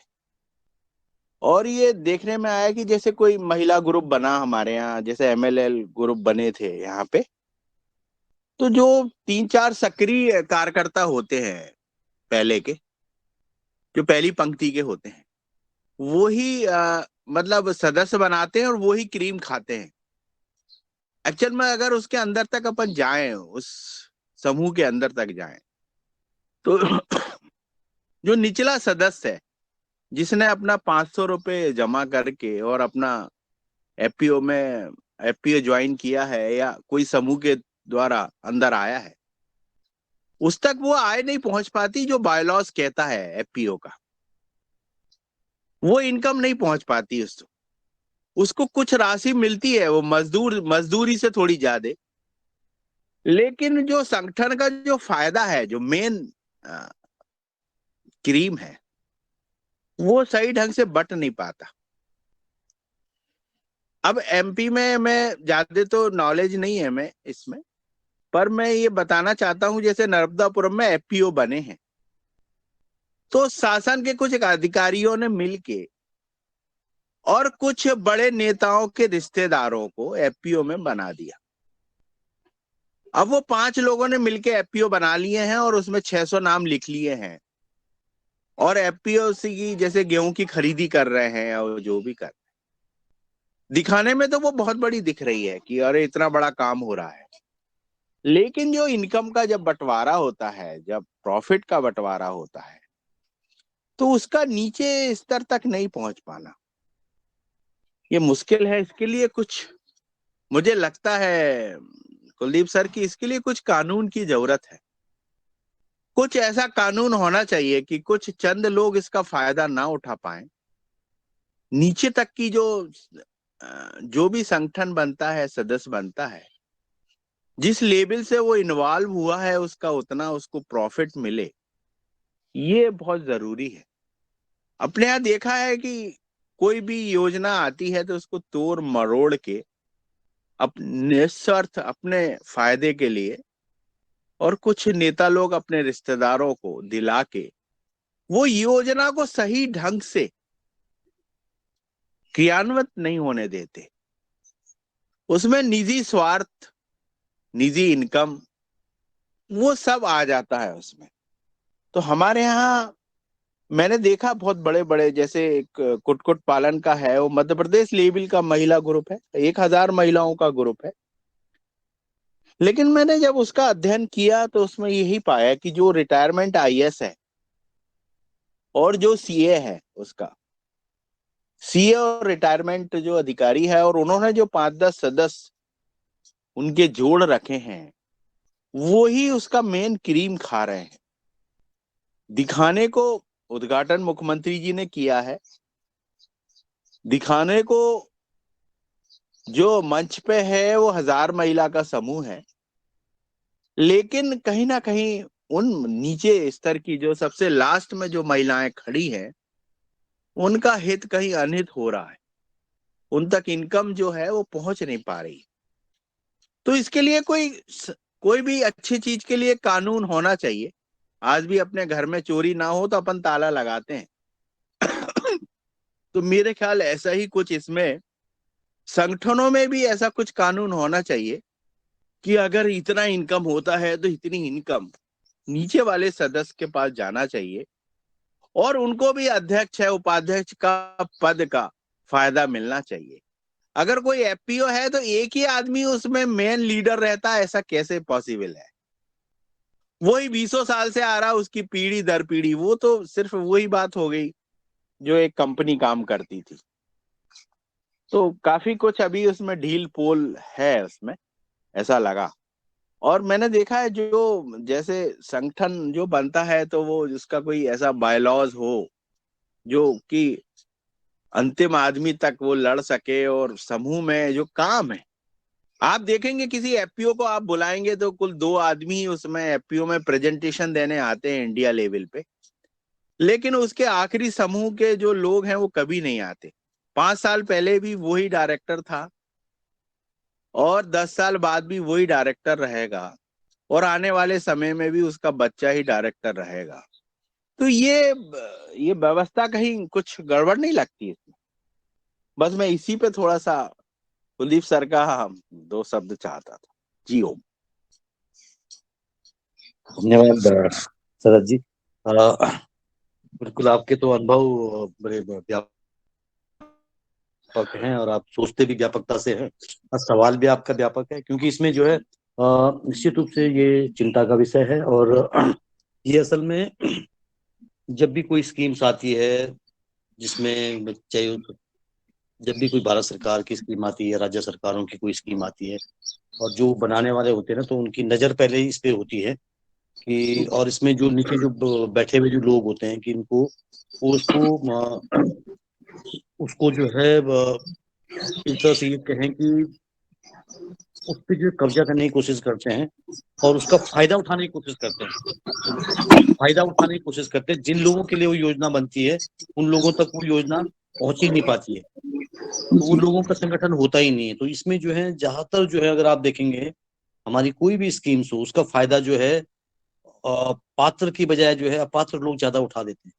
तो वो पात्र ही नहीं है जो मतलब इसका फायदा उठा रहे हैं, मतलब जो बहुत जगह पे इसमें देखने पे आएगा। पर लेकिन ये निश्चित रूप से ये जागरूकता पे निर्भर करता है कि ये हमारी जो जनता है, जो हमारे लोग हैं, वो अगर लोगों का संगठन, लोगों के लिए लोगों का नेतृत्व अगर नहीं होगा तो वो आगे जाके वो जो है वो पहचान भी नहीं बना पाएगा। क्योंकि वो जब जब भी वो एक स्तर पे जाएंगे, बड़े स्तर पे जाएंगे, तो वहां पे उनको आइडेंटिटी नहीं मिलेगी।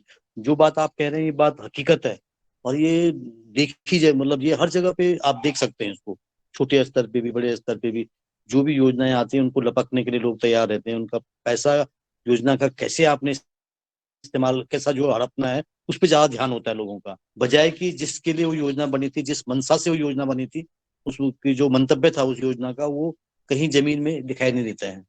तो मैं वही कह रहा था, आज सुबह भी मैं यही बात कह रहा था कि मेरी जो इसमें ये था कि भाई संगठन एफपीओ बहुत है, मतलब 10,000 एफपीओ बोलते हैं इन्होंने बनाने के, 10,000 एफपीओ बनेंगे, ये नंबर्स हैं। तो लेकिन आज इनका मतलब जो सफलता का प्रतिशत अगर आप देखेंगे तो बहुत कम है, मतलब सफलता का प्रतिशत।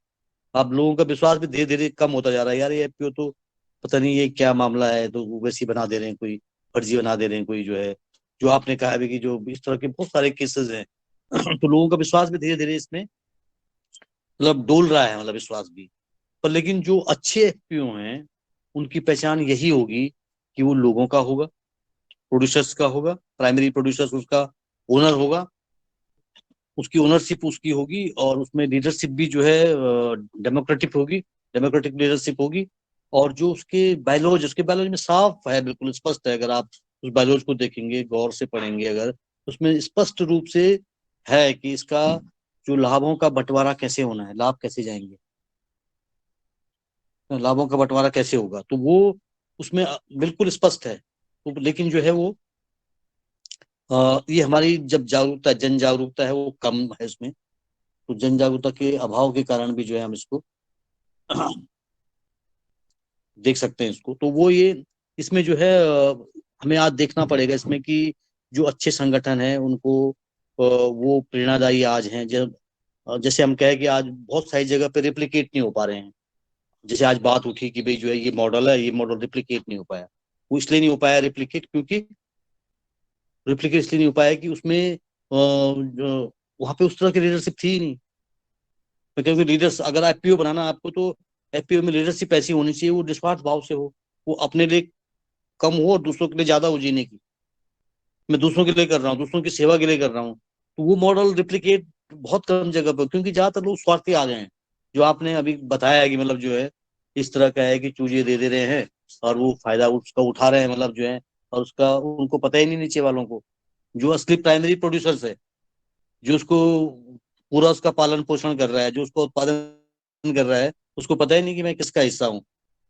तो ये मतलब इस तरह का मतलब माइंड सेट है ये, मतलब जो है, और ये इस तरह से रिप्लिकेट नहीं हो पाते हैं ये मॉडल्स इसलिए क्योंकि उसमें वो तरह की भावना नहीं होती है, उस तरह का विचार उसमें नहीं होता है। तो वो सफल आगे जाके बहुत ज्यादा सफलता भी उनको मिलती नहीं है। खैर ऐसी ये कि कहते हैं ना कि झूठ के पांव नहीं होते हैं, कब तक झूठ हवा में तैरेगा।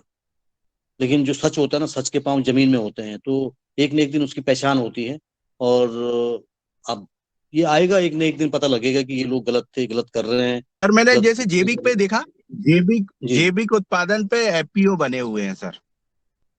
अब जी वो जी। क्या करते हैं, जैसे किसानों से गेहूं अगर उनके सदस्यों से लेंगे, तो मान लो मंडी में 2100 रुपए चल रहा है, तो वो उसे 100 रुपए महंगा ले रहे हैं, वो 2200 रुपए में ले रहे हैं, और एफपीओ ग्रेडिंग करके उसको सब कुछ करके 4000 बेच रहा है। अब जो जिसने हम्म, उत्पादित करा है उसको तो तुम वही रेट दे रहे हो जो सरकार दे रही है, तो वो एफपीओ का मतलब क्या है उसका? हम्म, बिल्कुल बिल्कुल, ये बिल्कुल आपका फायदा ही नहीं है बिल्कुल एफपीओ का भाई। बिल्कुल जिसने बिल्कुल। उत्पादन करा, जिसने उत्पादन करा उसको मिल रहा है बस। अब वो एफपीओ बस इसमें आज है, जो वो ड्यूटी। तो सिर्फ वो 5 लोग एफपीओ चला रहे हैं बस। सही बात है बिल्कुल आपकी, क्योंकि वो डेमोक्रेटिक है ही नहीं। वो जो ना, उन लोगों को ओनरशिप पता ही नहीं, जो प्राइमरी प्रोड्यूसर है वो भी इसका ओनर है, शेयर होल्डर है उसका। वो शेयर होल्डर का मतलब वो भी ओनर है उसका। तो वो उन लोगों को पता ही नहीं है कि मतलब हम इसकी ओनरशिप है। जब उसको जागरूकता नीचे पता नहीं होगी, तो ये ऊपर वाले फायदा उठाएंगे उठाएंगे।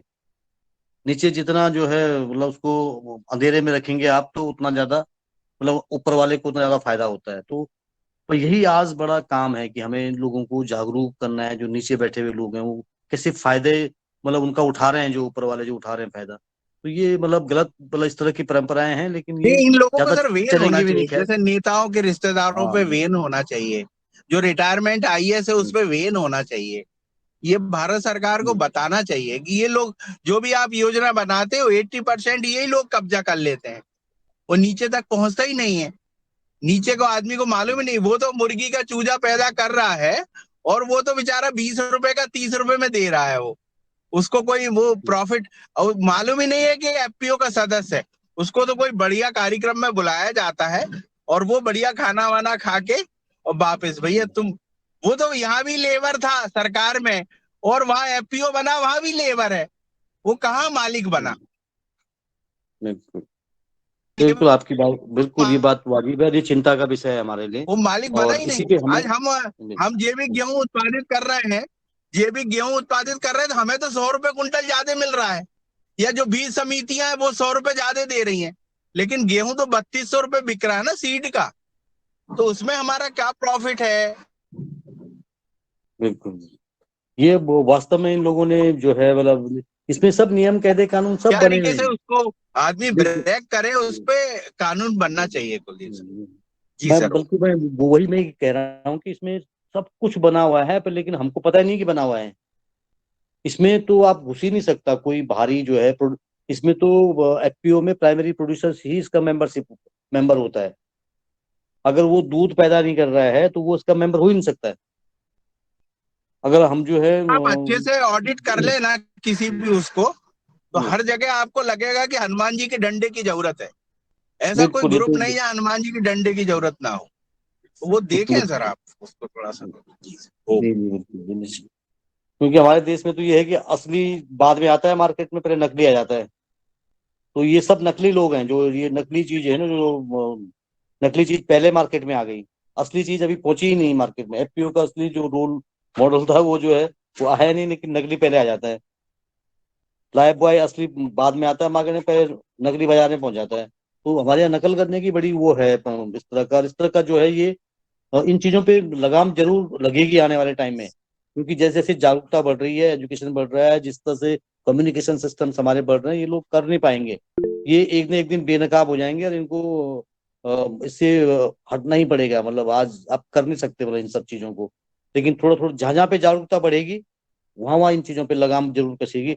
नियम कायदे कानून सब बने हुए हैं इसमें पूरा। अगर आप देखेंगे तो एफपीओ के अंदर अगर उसका बायोलॉजी पढ़ेंगे अगर आप, तो बायोलॉजी पढ़ के ही पता लग जाएगा कि ये इसके में है ही नहीं, मेंबर बन ही नहीं सकती, कर ही नहीं सकते ऐसा। और आप अगर उसका बंटवारा नहीं कर रहे हैं, लाभ का बंटवारा, तो ये मतलब जो है गलत है। मतलब आप डिविडेंड को जो है अगर वो नहीं कर रहे हैं, बांट नहीं रहे हैं, जो अपने लाभ का बंटवारा नहीं कर रहे हैं, तो ये बड़ी वो है।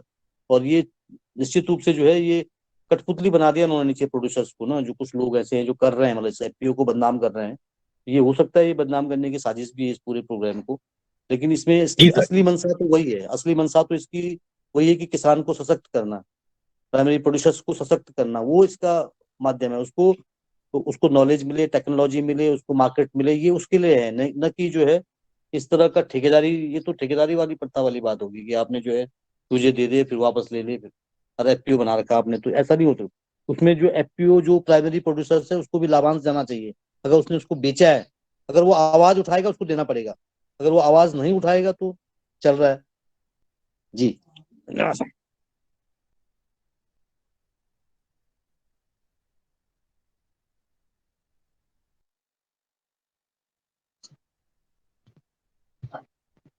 जी आदरणीय रमेश चंद्र मेहरा जी, भाई साहब स्वागत है। जी ओम, सदन को नमन। अभी जो चर्चा चल रही है उसमें सबसे बड़ी बात है कि जिन लोगों ने एपीओ बनाया है उनकी मानसिकता कैसी है। यदि उनकी मानसिकता समाज की भलाई की नहीं है तो फिर वे उससे यही करेंगे जो शरद भाई ने अभी भैया ने बताया। यहाँ पर जितने भी मतलब अभी चाहे सेल्फ हेल्प ग्रुप बने हैं, बहुत कम मात्रा में वो अच्छे, कहेंगे थोड़े से भी अच्छे चल रहे हैं, परंतु अधिकांश में जो सचिव है और अध्यक्ष है वो ही उसका फायदा उठा रहे हैं और नीचे वालों को नहीं मिल रहा। मैंने अभी जब हम भोपाल मीटिंग में प्रदर्शनी में गए थे तो वहां मध्य प्रदेश भर के जो है वो ये सेल्फ हेल्प ग्रुप के सामान लेकर के आए थे। उन लोगों से जब चर्चा हुई तो बस यही निकला है कि जो नीचे वाले लोग हैं उनको कोई बहुत ज्यादा फायदा हो नहीं रहा है। और बायलाज तो बने हैं परंतु जो लोग सदस्य है उनमें इतनी हिम्मत नहीं है कि वो अपने सचिव और अध्यक्ष से प्रश्न कर सके। यही सबसे बड़ी समस्या है। जी ओ।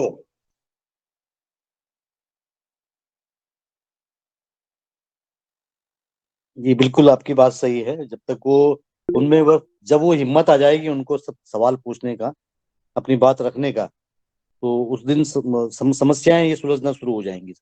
निश्चित रूप से ये आज बहुत जगह पे ये समस्याएं, बहुत जगह पे कुछ मॉडल्स हैं जिनमें नहीं है जब, लेकिन कुछ मॉडल्स, ज्यादातर मॉडल्स में यही है कि मतलब लोग जो है अपने नेतृत्व के सामने अपनी बात नहीं रख पाते, उनकी कमियों को आप उजागर नहीं कर पाते, प्रस्तुत नहीं कर पाते, मतलब जो उसका वो है साइड इफेक्ट्स हैं उसको आप बता नहीं पाते हैं। तो ये बहुत बड़ा वो चैलेंज है। ये निश्चित रूप से जो है आप कह रहे हैं जो, ये हर जगह यही है। इसलिए मतलब कब्जा है लोगों के संगठनों पे, और जो ये कब्जा छुड़ाने का एक ही तरीका है कि इसमें डेमोक्रेटिक सिस्टम कैसे आए, कैसे लोग अपनी बात रख सके, तो वो लेकिन बहुत जगह पे हो भी रहा है। तो जिस जहाँ जहाँ पे जो है ये हिम्मत आएगी सवाल करने की, तो निश्चित रूप से उसके जो है बड़ा बदलाव देख सकते हैं उस संगठन के अंदर। और इसमें इसमें जो है जो सरकारी जो मशीनरी लगी है वो भी उन्हीं को बढ़ावा देती है जो इस तरह से डिक्टेटरशिप करते हैं, क्योंकि उनको उसका लाभ मिलता है। ये भी मतलब उसमें महसूस हुआ है। बिल्कुल सही कह रहे हैं आप, बिल्कुल ये सब बात बिल्कुल 100% सही है। इसमें जहाँ ताकत होती है ना, ताकत की तरफ सब लोग जाते हैं। जहाँ ताकत की तरफ का जो है लोग कमजोर को हमेशा लोग पीछे छोड़ते हैं। ये प्रकृति का नियम है, कमजोर छूट जाता है और ताकतवर सरवाइव कर जाता है। तो ताकतवर ही मतलब इसको प्रेरित प्रभावित करता है उसको, मशीनरी को। और देखेंगे कि ताकतवर आदमी जो है वो सरकारी सर हमारे मशीनरी यहाँ को एक प्रभावित करता एफपीओ है, प्रधान एफपीओ, रमेश सर भी जानते हैं। जी और जी वो एफपीओ एक रिटायरमेंट आईएएस चला रहा है। आप देखिए उसमें हजारों 5,000 आदमी जुड़े हैं, लेकिन उसका जो लीडर है वो एक आईएएस है और इस वो चला रहा है सर। और ये जो लोग बेचारे आदिवासी, वो पहले भी मजदूर थे और उस एफपीओ में भी मजदूर के नाम से जुड़े हैं।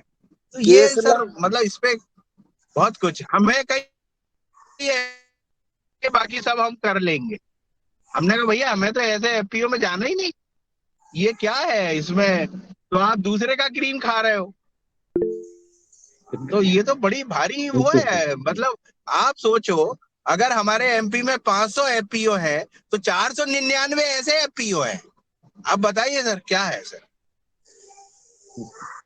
बिल्कुल, ये चिंता का विषय है।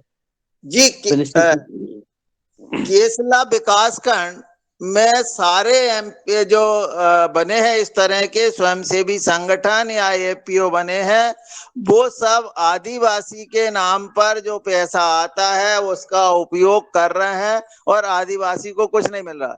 आप देखिए जितने भी मतलब बहुत सारे एपीओ को तो मैं भी जानता हूं जो जो आईएएस ने बनाए हैं, मानव संसाधन है और भी बहुत सारे, यहाँ से लेके बैतूल तक यदि आप देखेंगे तो इतनी स्वयंसेवी संगठन काम कर रहे हैं पूरे आदिवासी बेल्ट में। और ये आदिवासियों का नेतृत्व उसमें है ही नहीं। केवल एक जगह जो हुआ था तो उसको दबाया गया। मतलब जहां पर ये जो मत्स्य विभाग में जो काम हो रहा था, जो कि बिल्कुल बहुत सही चल रहा था, उसको राजनीतिक दबाव दे करके उसको, वो सुनील गुप्ता जी जो थे, राजेंद्र भाई थे, उन समय वो बहुत अच्छा मत्स्य संघ चल रहा था, परंतु उसको दबा दिया गया और उसको उन्होंने तो अपने आदिवासियों का नेतृत्व भी खड़ा करने का प्रयास किया था, परंतु उसको चलने नहीं दिया गया और पूरे मध्य प्रदेश की लॉबी उसके पीछे पड़ गई थी। ये स्थिति यहाँ पर बनी है। तो जैसे ही अच्छे लोग उसमें आते हैं तो पूरा एक सिस्टम उनके खिलाफ लग जाता है। ये हमने महसूस किया है केसला में। जी ओम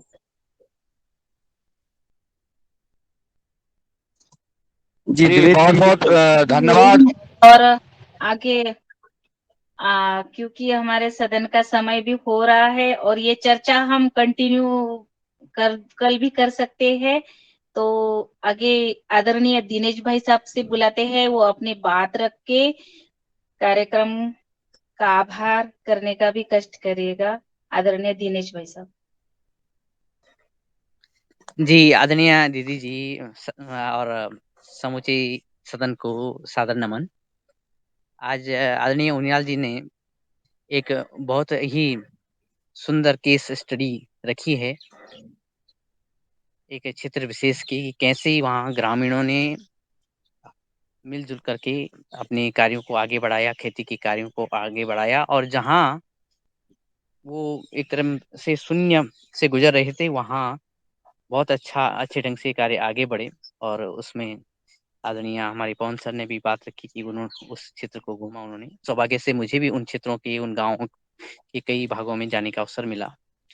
और हमारी आज की योग शिक्षिका बहन ने सुंदर योग कराया और साथ में जो समूचा एक परिवार हाँ योगियों का था, उन्होंने हमें बड़ा अच्छा योग दर्शन कराया। और बात यहाँ तक आ गई कि एफपीओ तक, और एफपीओ की जो कार्यविधि आज चल रही है, संयोग से अभी जब वार्ता चल रही थी तो तब भी मुझे 2-3 फोन आए, मैं बीच में कटना पड़ा।